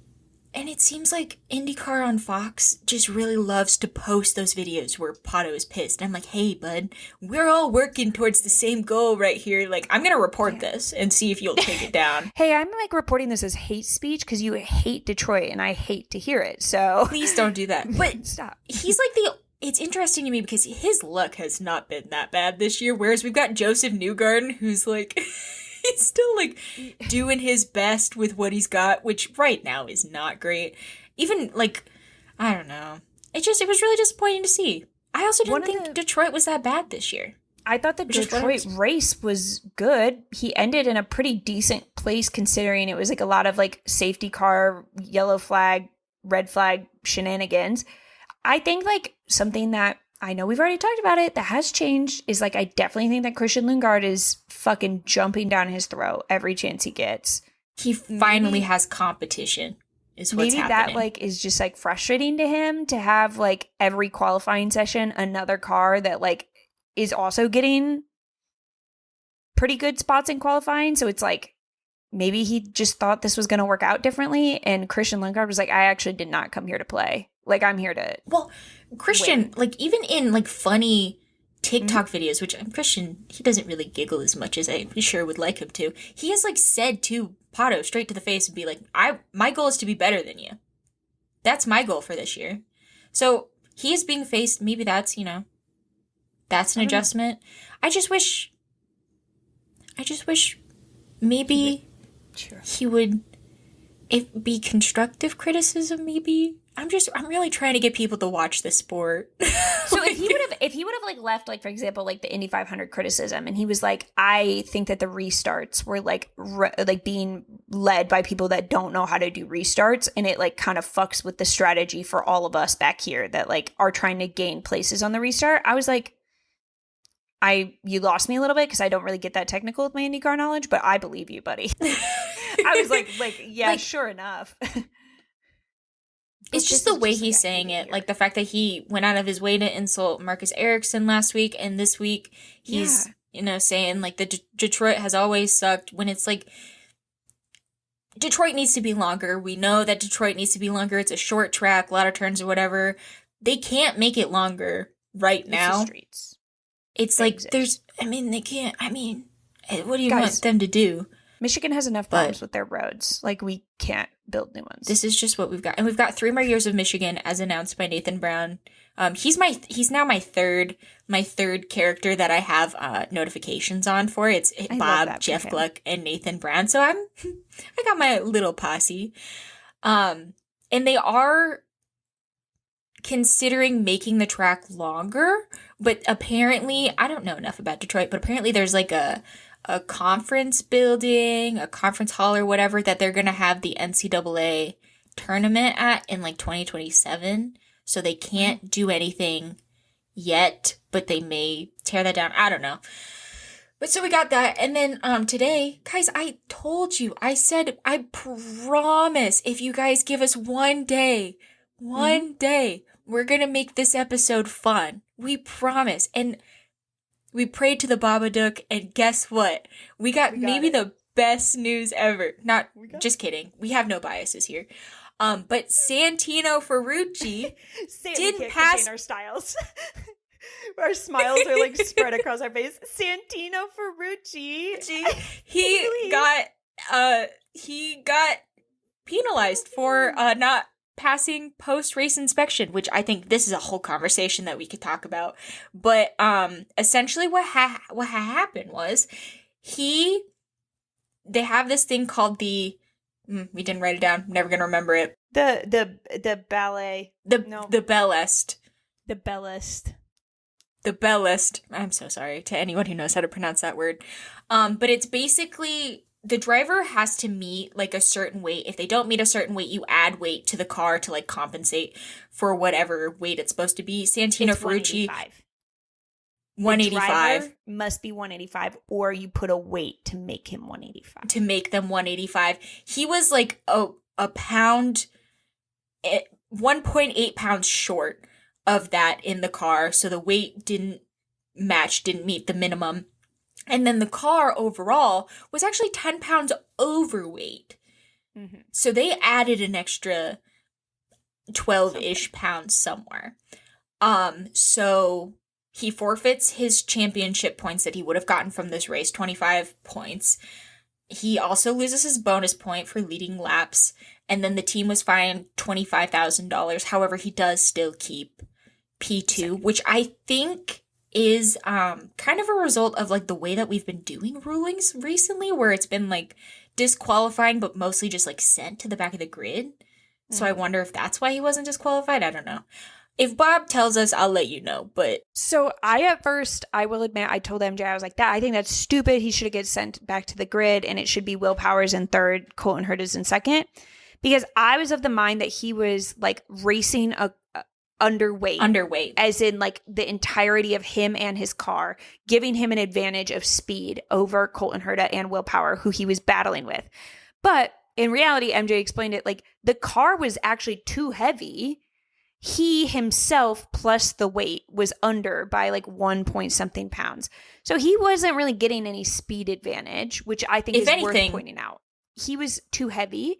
What I think maybe was happening is that they knew their car was heavy. They did something to it to make it heavy that they thought was worth it for performance, but they told Santino, hey, you need to like be cutting it close with your weight because anything that we can do. They looked at that little boy, that little 4'11", 50-pound boy that you could, if a strong wind blew, he would blow away with it. Mm-hmm. And they were like, keep it on the light side this week. Eat a salad. I think that's the funny option. I think in reality, okay, let's unpack it a little bit. I don't think that's what happened. We're almost 2 hours into the podcast. I think what happened and what's happening right now as a result of the Penske scandal, whatever you want to call it, at the Indy 500 is Doug Boles has proclaimed he is cracking down more. And we're seeing it. That's why we're seeing so many penalties. I think what's happening is these teams have been getting away with things for so long that they don't realize they're going to get caught for some of them. I think obviously they probably knew that Santino wasn't going to make weight, whatever, what have you. But I do think that there is a little bit where I'm kind of operating in a sense of like, oh, have you just been doing this the whole time and just like didn't realize that it was going to get in trouble now? Or what's the deal? I guess I would have to know specifically what on the car was adding that extra 10 plus pounds. But I kind of wonder, because like with the Penske thing, it's like, well, the rear attenuator has been like this since 2023 and no one's ever said anything. So now that you're saying it, like what else on the car have we just been getting away with and just assumed was fine? So I think probably over the next few weeks, things might change a little bit. A lot of these teams, when they get caught cheating, they're all kind of putting out statements being like, we're taking our L. Like Andretti, after the Indy 500, was like, yeah, we're taking our L. And then AJ Foyt kind of put out a statement similar that was like, yeah, that's on us. And I think it's because it's like, what are you going to argue with? Like you probably knew to an extent this was something that you were doing against the rule book. It's just like one of those things that everybody was kind of getting away with. And now you have to take your L. Yeah, and now we're cracking down, which I love to see. I know that some people are like, this just proves that IndyCar is full of cheaters. And it's like, well, first of all, it is a racing series. There are going to be wiggles and working in the gray areas. But I think what this is more showing is that Doug Boles is not to be fucked with. And I love that. Like, he loves IndyCar. Seeing him talk about how it, like, just seeing how upset he was at the Indy 500 when he's like, I didn't want to have to be doing this weekend. Like, I just stepped into this role, and now I have to defend our sport to the entire world, being like, I know that Penske had these issues. It's like, Doug Boles is not to be fucked with. Like, nobody loves IndyCar more than someone who's willing to crack down on IndyCar like this. I'm actually so upset, like, thinking about, like, how he was probably so excited for the Indy 500, his first one in his position. He probably was just like, I can't wait. And he had to do all this. On the interview, it was on the practice day that you were in Indy, he was talking about, he's like, for most of these races, I'm in the stands, like, I'm shaking hands with everybody. He's like, I haven't been able to do that when I was in this role. And then he's like, and now I'm dealing with this. It's like... Guys, everybody stop fucking around with the gray area. You're upsetting Doug, and I have had it. He deserves a break. Doug, if you want to come on the pod, I would give anything. Please. I would. We'll just praise you for 30 minutes. I'll put on a suit Me for this too. interview. Yeah, we're like dead serious. We will be like real journalists for like 5 seconds. We want you on the pod, please. You're everything to us, Doug. But that's what you missed in IndyCar. Next, we have the Bommarito 500 at Gateway, which is just that's the one. That's the one with the weird vibes. It is, sure. Yeah. Sure. That was like the first, was that the first? Yeah, that's the first one I've ever watched. I remember messaging you. It was still like when we weren't like that good of friends. I was like, so like, what's up with the prayer? And you were like, that's every time. And I was that like, always so happens. what's up? And I was like, okay, cool. I can get used to that. And then I was like, so what's up with the girls? And you were like, that is not every time. That is just this one, I promise. That's a Bommarito thing, I think. So 1 year anniversary of me watching IndyCar. Congratulations. Cute. Aww. She's 1 year old. We are nowhere near the 1 year anniversary of me watching NASCAR. Cannot believe I've been watching this less than a year. And I just get on the internet. And I'm about to say shit today. Feels like years, dude. I cannot express how long it feels like I've been watching NASCAR. No, I like it. I was thinking about this because there's a lot of people that we've noticed that have started to get into NASCAR on social media and like in other podcasts. Have to say I love it. I can see myself in them in some ways because right now they're just dipping their toes into like, I kind of feel like I like this driver. And I'm like, okay, that's how we were. It's so crazy to me that I'm about to get on the internet and say some of these opinions that I've had been cooking in my brain today because like at first I was so scared to say anything wrong about NASCAR. And now I just like, I've clocked some fucking hours in and I think it's time I'm allowed to say whatever I want. Some of you guys have been watching for decades. Okay, well, that's fine. I'm new here and I have a lot to say. But do we want to start with fan favorite? We can do fan favorite later. Whatever. Let's just get into the race. We can do fan favorite at the end. I'm over it. I'm all worked up. We had to pause because I had to turn my light on and then we got ourselves all worked up. Okay, so let's just get into it. Larson gets loose. What? It just sounds really crazy to say we had to pause the video and then we got ourselves all worked up. we got hot and bothered, okay, about this shit. And now we're back. We're here to talk about it.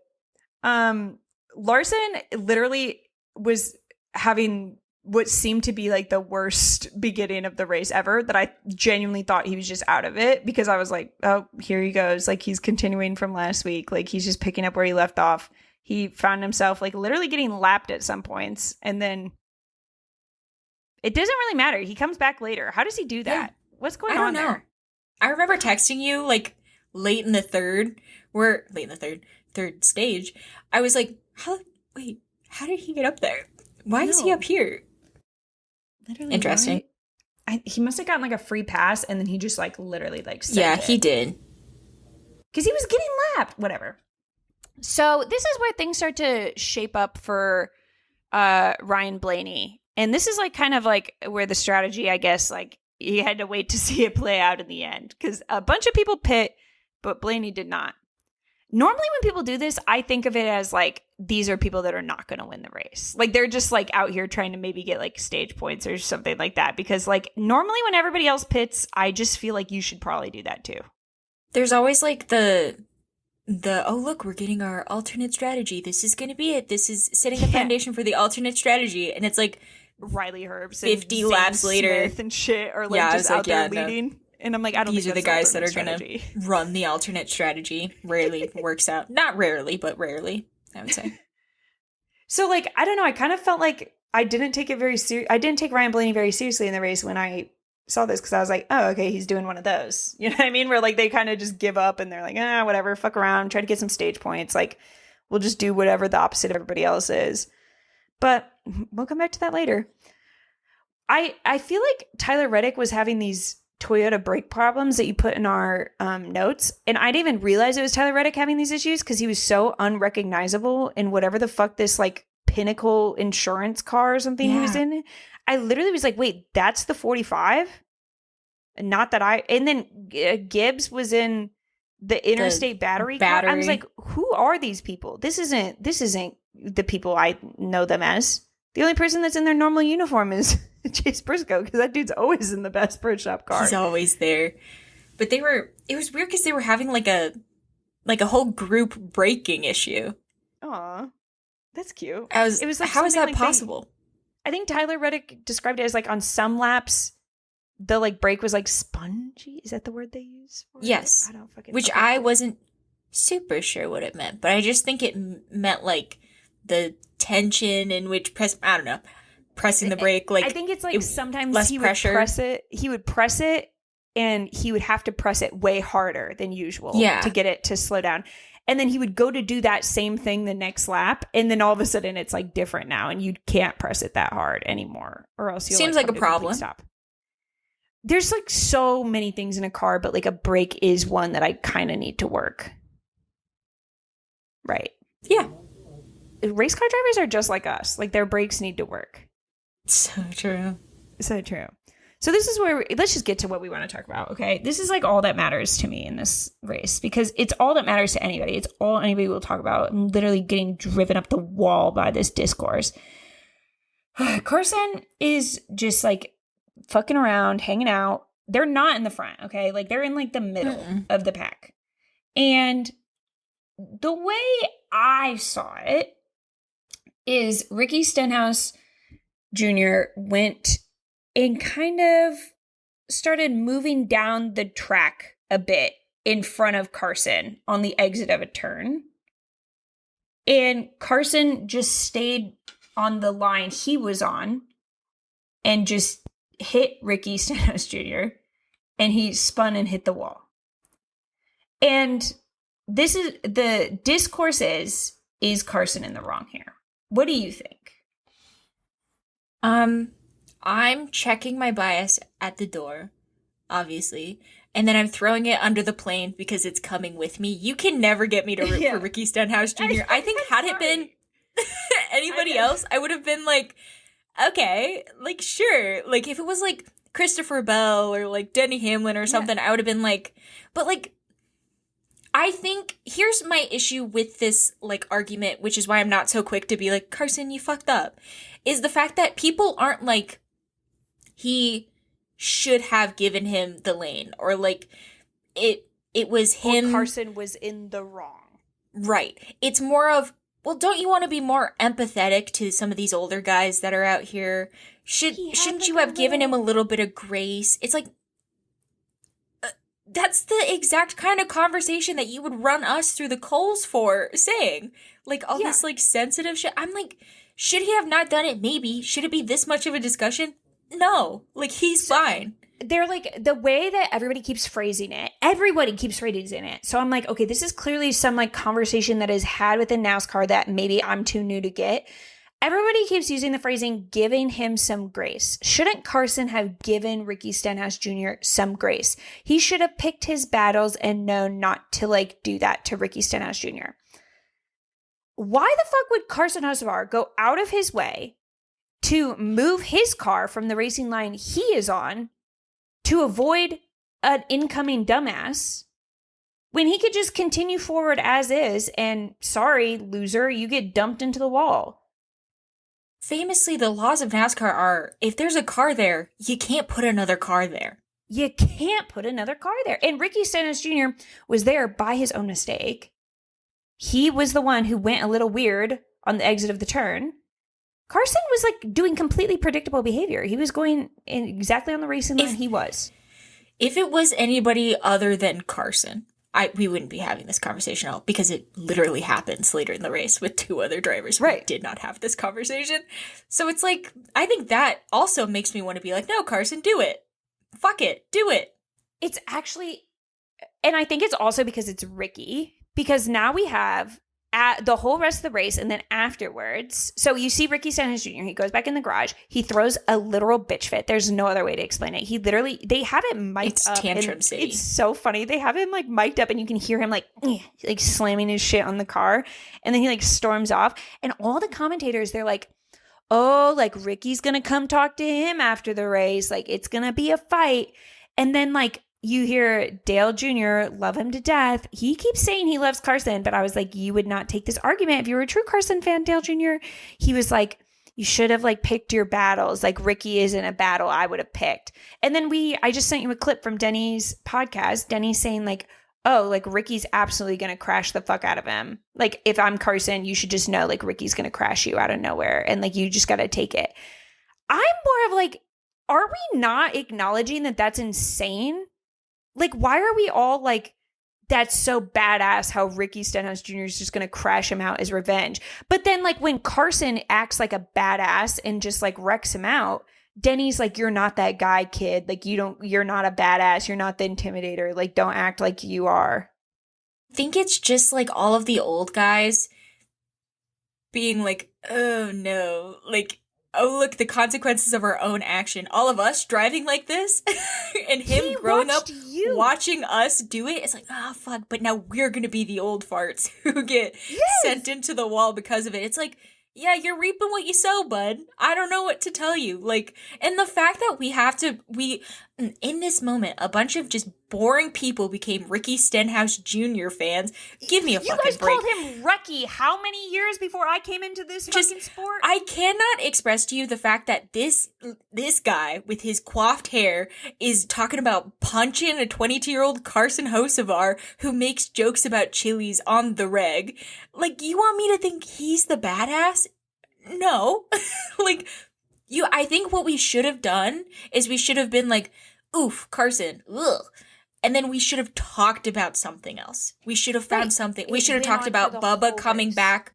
Like, there were so many other storylines that we missed because we had to throw a bitch fit about Carson Hoecevar after last weekend. And I wish I should have looked back at the episode. We had this exact conversation in one of our first episodes where we were like, last weekend they were praising the kid, and this weekend they want him dead.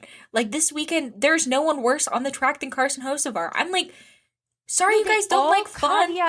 They all caveat their criticisms. Every single one of them. All these old farts, they caveat their criticisms with like, I love Carson. I think he's the next generation. I think this kid is fast. He almost got a win. He's the rising star of this sport.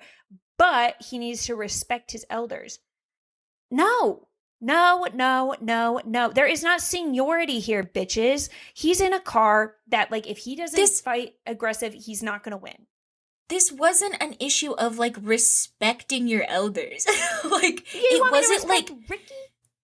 it wasn't like he went out of his way to, like, crash out Denny Hamlin or, like, fought with Ross Chastain again, which he's definitely been in the wrong when he has picked a fight with Ross Chastain. It was just, like, one of those situations where looking back on it, it's like, yeah, fuck, probably shouldn't have done that. Like, but in the moment, he was just doing his own race, and, like, Ricky got in the way of it.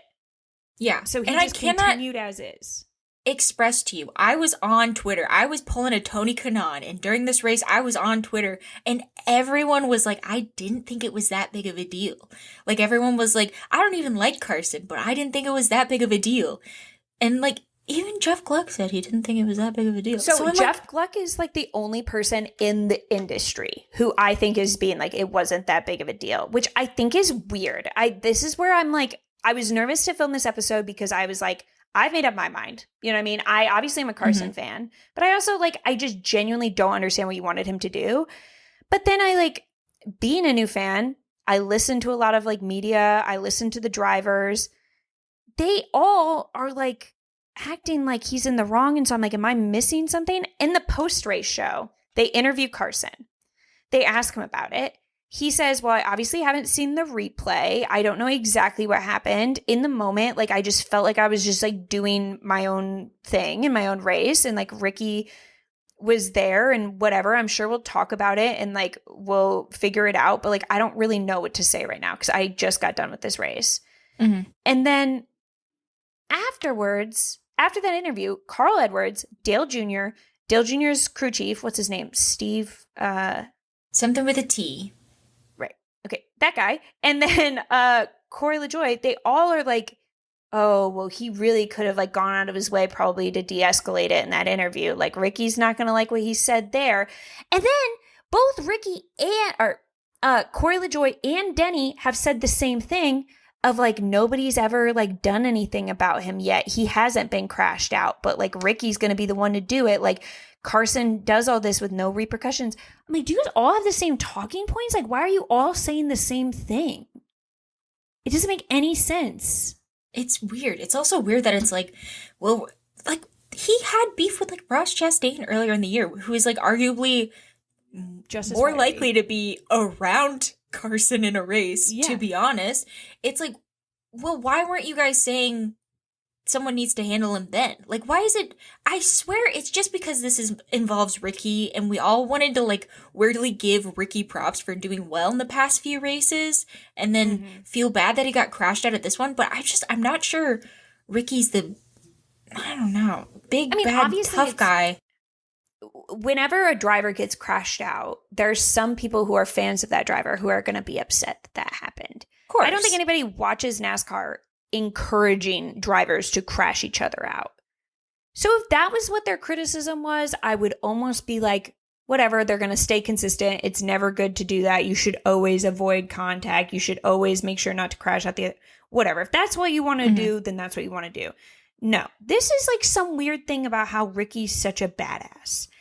And I don't think Ricky's a badass. I think Ricky's a sociopath. I think he's insane. And the fact that you guys are all like, he's going to beat up Carson, I'm like, I don't care. Like, maybe he should work on that. It's worse than a sociopath. I think he's cringe. And I think doing this, like, big tough guy thing, it's giving, like, the more intense version of, like, the where's my hug guy? And it's, like, the guy who walks around the choir room and, like, is wearing, like, all black and, like, has that little chain on his... Right, like, he's gonna do something. Like, he's like, someone's gotta do something. And it's like... Yeah. What are you gonna do? You gonna punch him? That's weird. And first of all, you can't reach his face.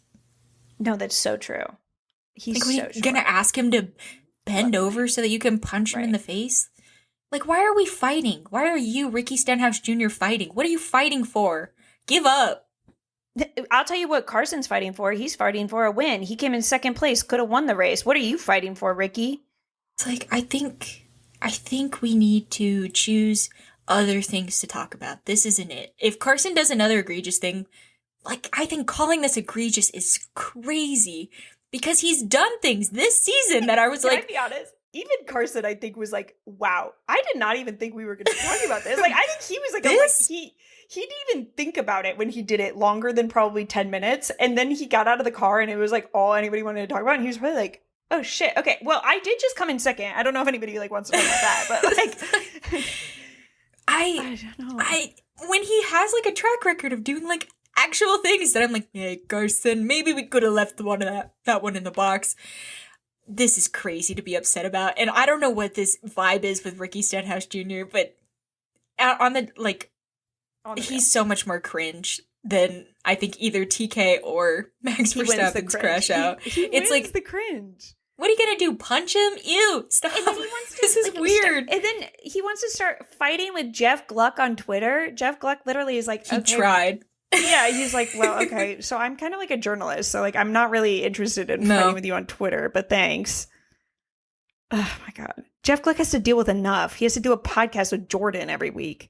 Leave him alone. What was Jordan? Did Jordan have a take on it? I didn't get that far. Did Jordan have a take on it? I think I have learned not to listen anymore when Jordan That's speaks. Fair. Yeah, I kind of just watched the teardown for Jeff. I wish we could just like... Do you think people would wish that on us? I wonder if there's people that watch our podcast that they're like, I wish I could just get... I'm just watching for one or the other. Yeah, it's okay. Don't tell us. Just don't say it. Yeah, just don't hurt our feelings. Keep it to yourself. If somebody that has watched NASCAR longer than us could like temperature check our feelings on this. Not that it'll change our opinions. It would just like be helpful. I feel like for me to be like, am I insane? Second though, like what is it about this that all of these ex-drivers and all of these people that work in the industry are coming together on and like condemning Carson on this specific issue? Why is it the one with Ricky? Why is it they all have the same talking points? What's happening here? Have we missed something? It's not like Ricky is like a sleeper fave. Like I would say like Ryan Preece is more of like a sleeper fave. When we watched Ricky Stenhouse Jr. win last year, everyone was like annoyed that he won. I remember because he did the weird thing where he climbed up the wall and I was like, that's cringe. I hope that's not like a sprinkle of your entire personality, but unfortunately it was. But I remember him like climbing up there and me going to Twitter being like, okay, that was cool, I guess. And everyone just being like, oh, fucking Ricky won. So it's like, what about Ricky that's like going around the little NASCAR paddock? Like, what does he have on you to make you call him a tough guy? Yeah, I think that this is something that we need like intel on because it was just strange to me that they all had the same talking points. And these are people that I do like and I do respect. So in a way, I maybe felt betrayed. In that moment, watching Dale Jr. and Denny Hamlin take the opposite side of the argument I knew I was going to come on this podcast and take, I kind of was like, now, why would you do that to me?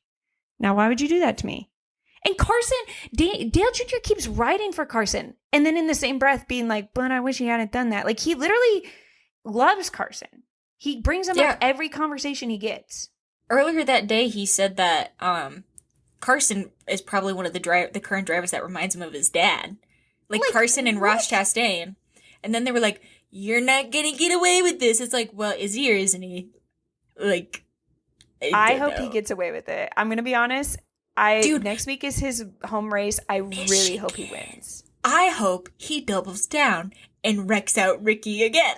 He's like, and now we have a running tab. Are you gonna wreck me out twice? It's like, I'm in debt. I hope he also gets revenge on Kyle Busch for bitching and moaning about the time he was like 13 and fucked with Kyle Busch. They really don't like him for like no good reasons. Guys, I'm going to be honest. I am obviously from Michigan. I'm from like a similar area of Carson. Like we grew up like an hour away from each other and we're kind of the same age-ish. So that's kind of weird. Like whatever. I want him to win his home race. I just think that like that's the chaos that I want to see in Michigan. I would love it. What?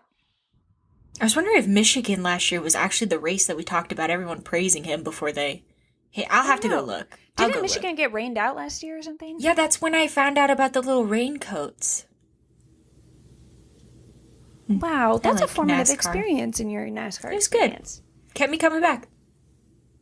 So other things happened. Bowman got loose and hit Noah. I think that they both were out for both of the rest of the race. Bowman came back in like a little bit of a zombie form. He was running kind of slow, but he did come back eventually, but not long enough for me to take out the never to return again, I think. Right. I don't think Noah came back. I will say on the teardown, they were talking about how Bowman has been on a bad streak lately and how he's on the playoff bubble. And they were like, he's always on the playoff bubble, blah, blah, blah. And I don't accept any Bowman slander either. Okay. We didn't talk about him when he was doing well the first part of the season, and now he's doing bad. So very Ricky Stenhouse Jr. of you guys. I would like to say I did think he was going to win the regular season championship. There's still a chance. I think we should delete that video off the internet. You know what I mean? Like, we both have said some things. At this point, we should just do a full wipe of anything we've ever said on the internet. I think season 1 of Laps Down needs to get wiped from the internet. We'll sleep on that, but I think that season 1 of Laps Down is rough. Yeah, go listen while you can. Go listen while you can.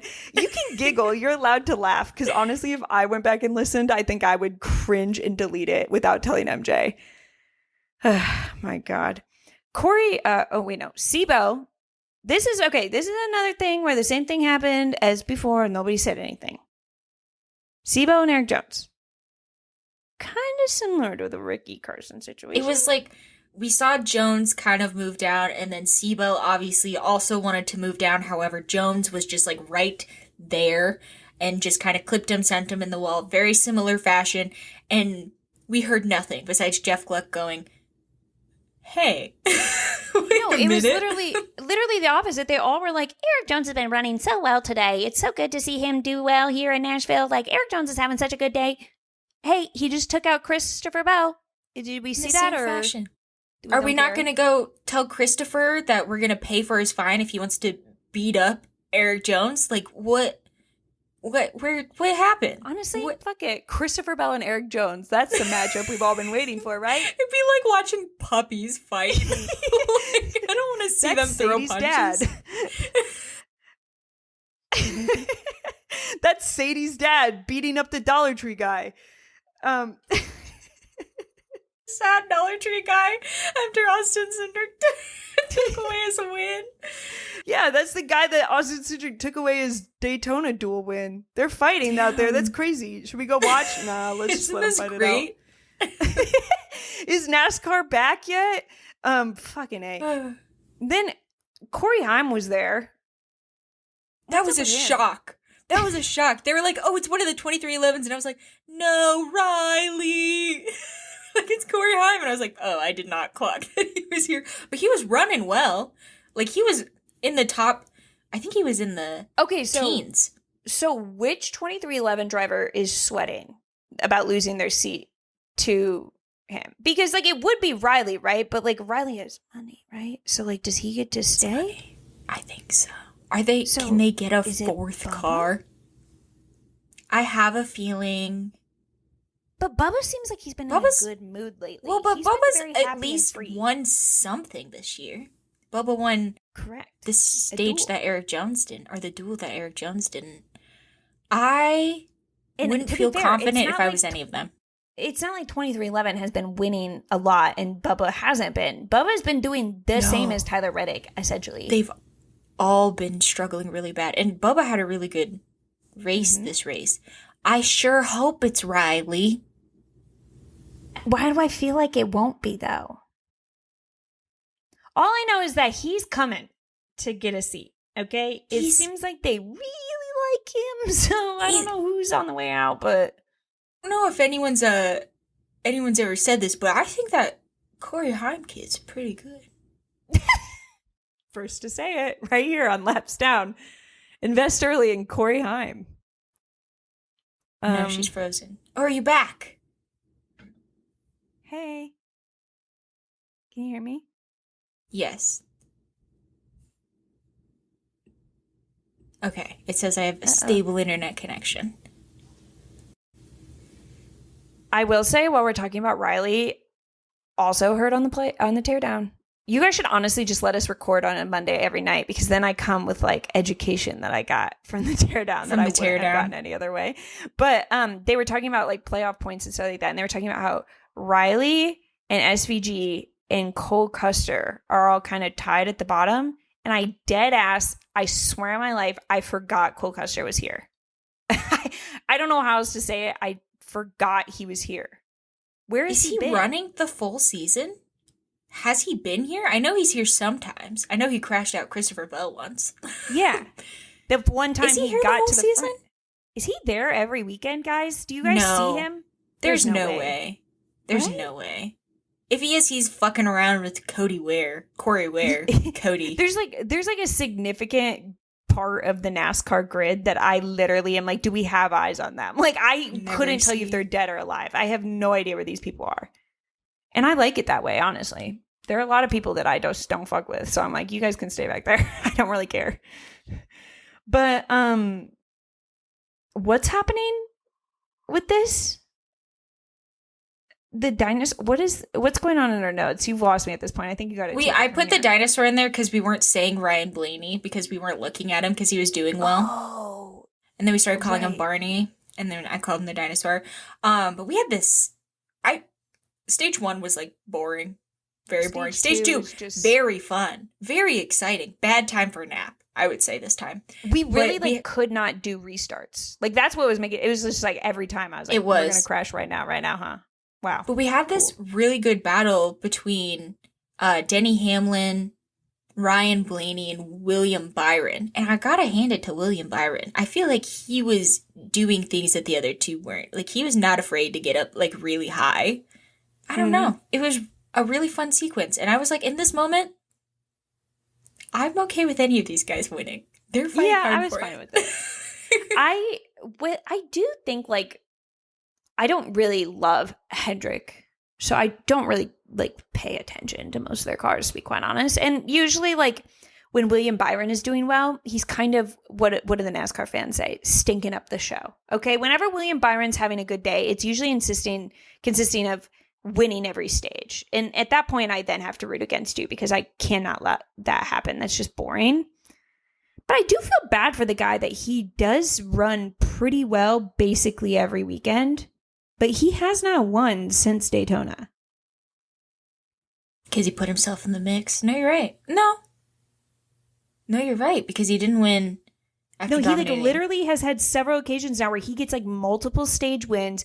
He is up there like doing, and like inexplicably, it's not like he loses because something goes horribly wrong. It's just like all of a sudden somebody else comes out of the woodwork and wins the race. Fucking Ross Chastain. Maybe he's just like really fun to race for the lead. And so people are like, I'm not going to try until I know it's time to go. It's time to get him. Like, I'll let him have his view. No, I guess I didn't put that together because he's such a dominant car. Yeah. The way that they talk about like Kyle Larson. Yeah, he's always in the mix, truly. Like, I know that Jordan says that and I like to make fun of him for it, but like he's truly always in the mix. Yeah. Huh. I don't know. I kind of am am I starting to get empathy for William Byron? Am I starting to develop empathy for William Byron, guys? I think that we're like losing the plot a little bit, but I do kind of feel bad for him in a way where I'm like, how do you keep losing these? Yeah. Huh. But Ryan Blaney and Joey Logano are lined up next to each other for a restart, I think, after stage 2. And the commentators, they were like, watch out for Joey Logano. And I was actually ready to watch out for Joey Logano, can I say? Because I was like, I've learned this lesson the hard way a few times. Like, I'm going to keep an eye on Joey Logano. So they said it too early. Yeah, you can't. You got to do it at the end. They said it before like the last 20 laps. There was an instance. It's getting late. Where we were watching, you know, the little oval where you watch like the two numbers chase each other. There was a third number of Joey Logano on there, and they took it off while we were watching the little graphic. And I was like, that's how I know he's not going to win. They were like, okay, we can take our eyes off Joey Logano now. Just kidding. He's doing something back there. And then Ryan Blaney, and then Priest. They were like, he spins. Oh no. But he kind of like played it off like. It was really sick. I have to be honest. There's no way to say it other than like it was really fucking sick. It was sick. He did a good job. I love that guy. Love Ryan Priest. And then it kind of wraps up from there. I mean, Ryan Blaney ends up winning the race. Thank God for Ryan Blaney. I was getting a little worried for him there. I'm not gonna lie. It was getting to the point where I was like, is he gonna win a race in the regular season? It doesn't feel like he is. Yeah, I'm glad we got that out of the way. I was tired. They literally said something about like, oh, like he's had a good season despite the 5 DNFs. And I'm like, see, when you say it that way, it doesn't sound like a pretty good season. But like he did do well. It's just like he would then have something insane fucking happen to him. It was never really like his fault. It was actually never his fault, I don't think. I think I feel pretty confident saying that. But I'm glad we got that out of the way. Now we just have to get a Joey Logano win to complete the Penske perfect trifecta. Joey Logano win? When did he win? He won one of them. I think we turned it off like immediately after he won because we don't care. But he did win a race this year. Maybe I did block it out immediately. Yeah. But he did win. Right? Well. And then Austin Cindric, thank God. He got that out. Bless. What race did Joey Logano win? Huh? Has Joey Logano ever won a race? I know he won the championship last year. Texas Motor Speedway. May 2025. That was this month. I think it was May. So like, I'll give us a break. I think it was probably like the day of like qualifying for IndyCar or something. And we must have just like. We fully watched Texas. We talked about it. Oops. But that means all the Penskes have won. All the Penskes have won. God. For Hendrick, everybody except for Alex Bowman has won one for Who's Hendrick. the other Hendrick that I always forget? Chase. Chase Elliott hasn't won. Has he? Hasn't. Well, no, he won Bowman Gray, but that doesn't count. Oh, that was sick. Shout out to Bowman Gray. Dude, take me back to Bowman Gray. I like that. And then JGR, we've only had Christopher all of them Bell. have, besides the 2 that have it. Right, it's 50-50 there. Can we talk about how Chase Briscoe, am I allowed to say, like, he's not really doing a great job at, he gets pole and then, like, nothing They're ever calling happens him from it. They're calling him Mr. Saturday. And I was like, I have a friend who's Mr. Saturday. He's British and orange. Well, he's not orange. He is. You cut him open, he's orange. Okay, well, that's good. Like a sherbet. I think that is just like the curse of Chase Briscoe at the moment, where like he gets pole and I'm like, okay, but that doesn't mean anything. Like, just I'm like, he's can't not gonna win. He's kind of a one-lap wonder. He just can't seem to really keep the lead. And I think I actively don't like him, so I think I'm okay saying that. I don't think he has a contract for next year, so... I just think, like, considering, like... Okay, Ty Gibbs is allowed to be weird sometimes in JGR equipment because he literally owns the place, so, like, what are you gonna do about it? You know what I mean? But, like, compare him to, like, Denny and Christopher Bell. The results are very different coming from Chase. Like, starkly different. Like, every week we're like, Christopher Bell and Denny are in the competition for a win. You don't really hear about You don't really hear about Chase beyond every once in a while on a Saturday he gets pole. It's probably not a good thing for him, right? Doesn't feel very good. Doesn't feel good. 2311's washed. Sure. They're going to be lucky if they make it in the playoffs. SVG, though, he's getting better every weekend. Like, though. Yeah, they did kind of be like, oh, look at SVG. This is good for him. They were like, he's figuring stuff out. He's figuring it out. He is. And you can tell because I think he writes his own social media post. I truly do. He uses an exclamation point after every sentence on a week that he feels like he does well. And there were a couple weeks where it was all periods. I was like, oh my God. But there was some get a check on him. We weren't like figuring out tires. Some of it wasn't his fault. No. But I also feel like he can feel the street courses coming. Like he's like Mexico.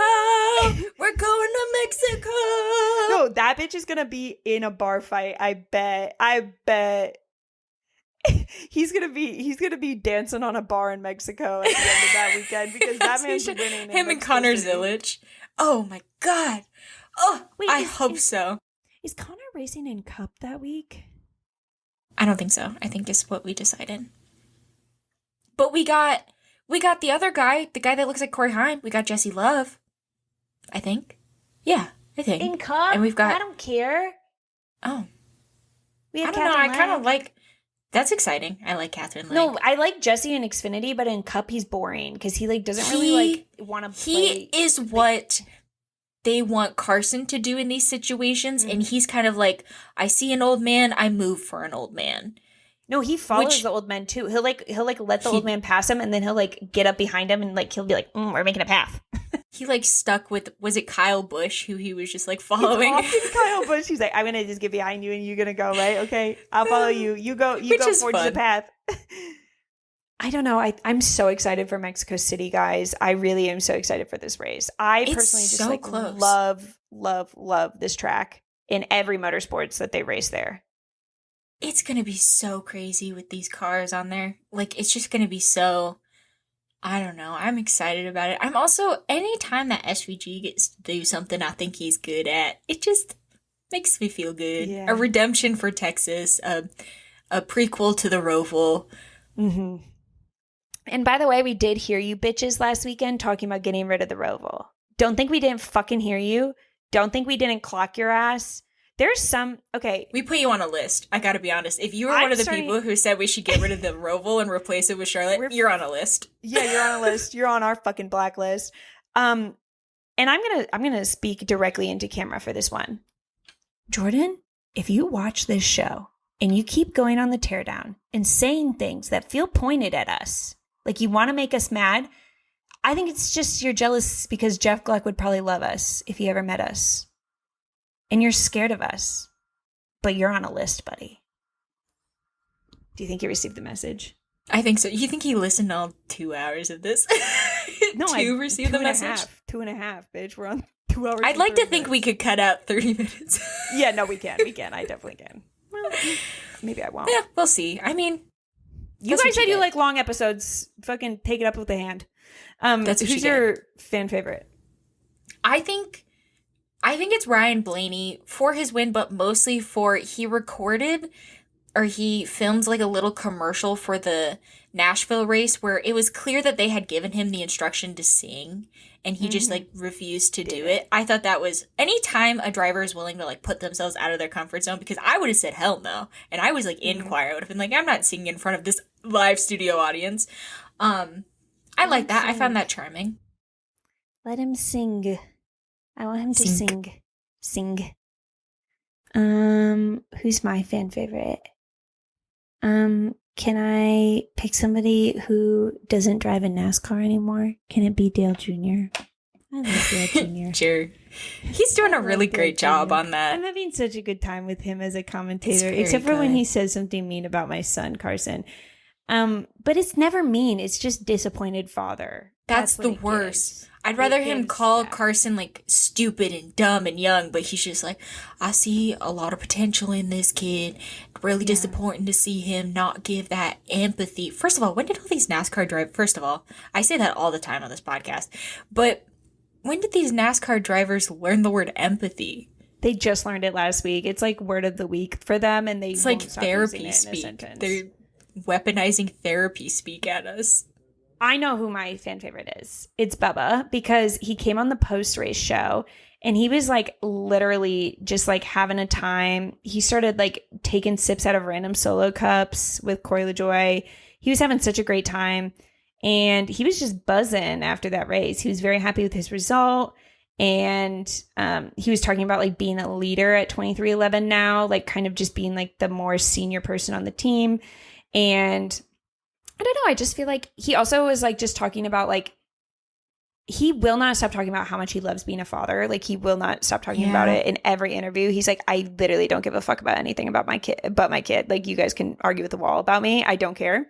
One thing I will say was kind of weird at the end, and I've like kind of like I slept on it and I couldn't figure out whether or not I appreciated it or not. Corey LaJoy, I think at the end just goes, "Thank you so much for coming on, Bubba. You are so brave with all of the things that you do." And you can see Bubba kind of be like, what? And then he was like, okay, I am pretty brave. Anyways, like you can see Bubba, like you could literally see him on his face just be like, I'm going to accept that actually, because people say much meaner things about me. So I'm going to just take it. Things are scary. Brave. I am brave. That is a weird thing to say. Yeah. I was like, do you guys ever have conversations outside of this show, or is this the first time you've talked to Bubba since 2020 maybe, when shit was really hitting the fan for him. You just, interesting. Is this the first time you've gotten a chance to tell him he's brave? I mean, at least it could have been worse. I don't know. What do we do?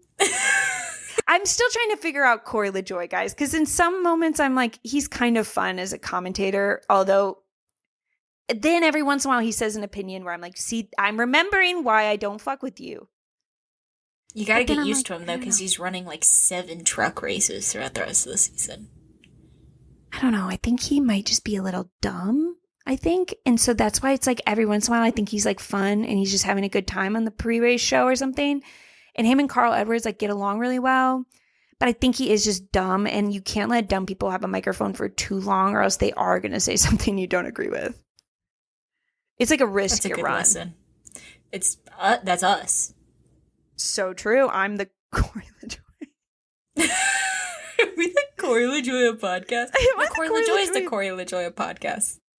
I think that you might be the Carl Edwards. No, I'm probably more Corey LaJoy. Neither of us could be the Carl Edwards. Rats. I wish. Can he be my fan favorite? Mm-hmm. I think this podcast is getting derailed the more I talk about Carl Edwards. Hey, all I'm saying is nobody back in the day told me that they were hot, okay? And maybe if they did, I would have clocked in a little bit more as like a preteen girl. I would have clocked into NASCAR a little bit more if you guys would have Carl Edwards and Casey Kane. I would have been like, okay, maybe I could get into NASCAR. Give it a shot. Yeah, I'll see what's happening. I can see why he was in that romance book. I get it. Yeah, he had a cameo. That's crazy. That's for another day. We'll digest that a different day. All right. Do you want to say bye, MJ? Okay, bye. Bye.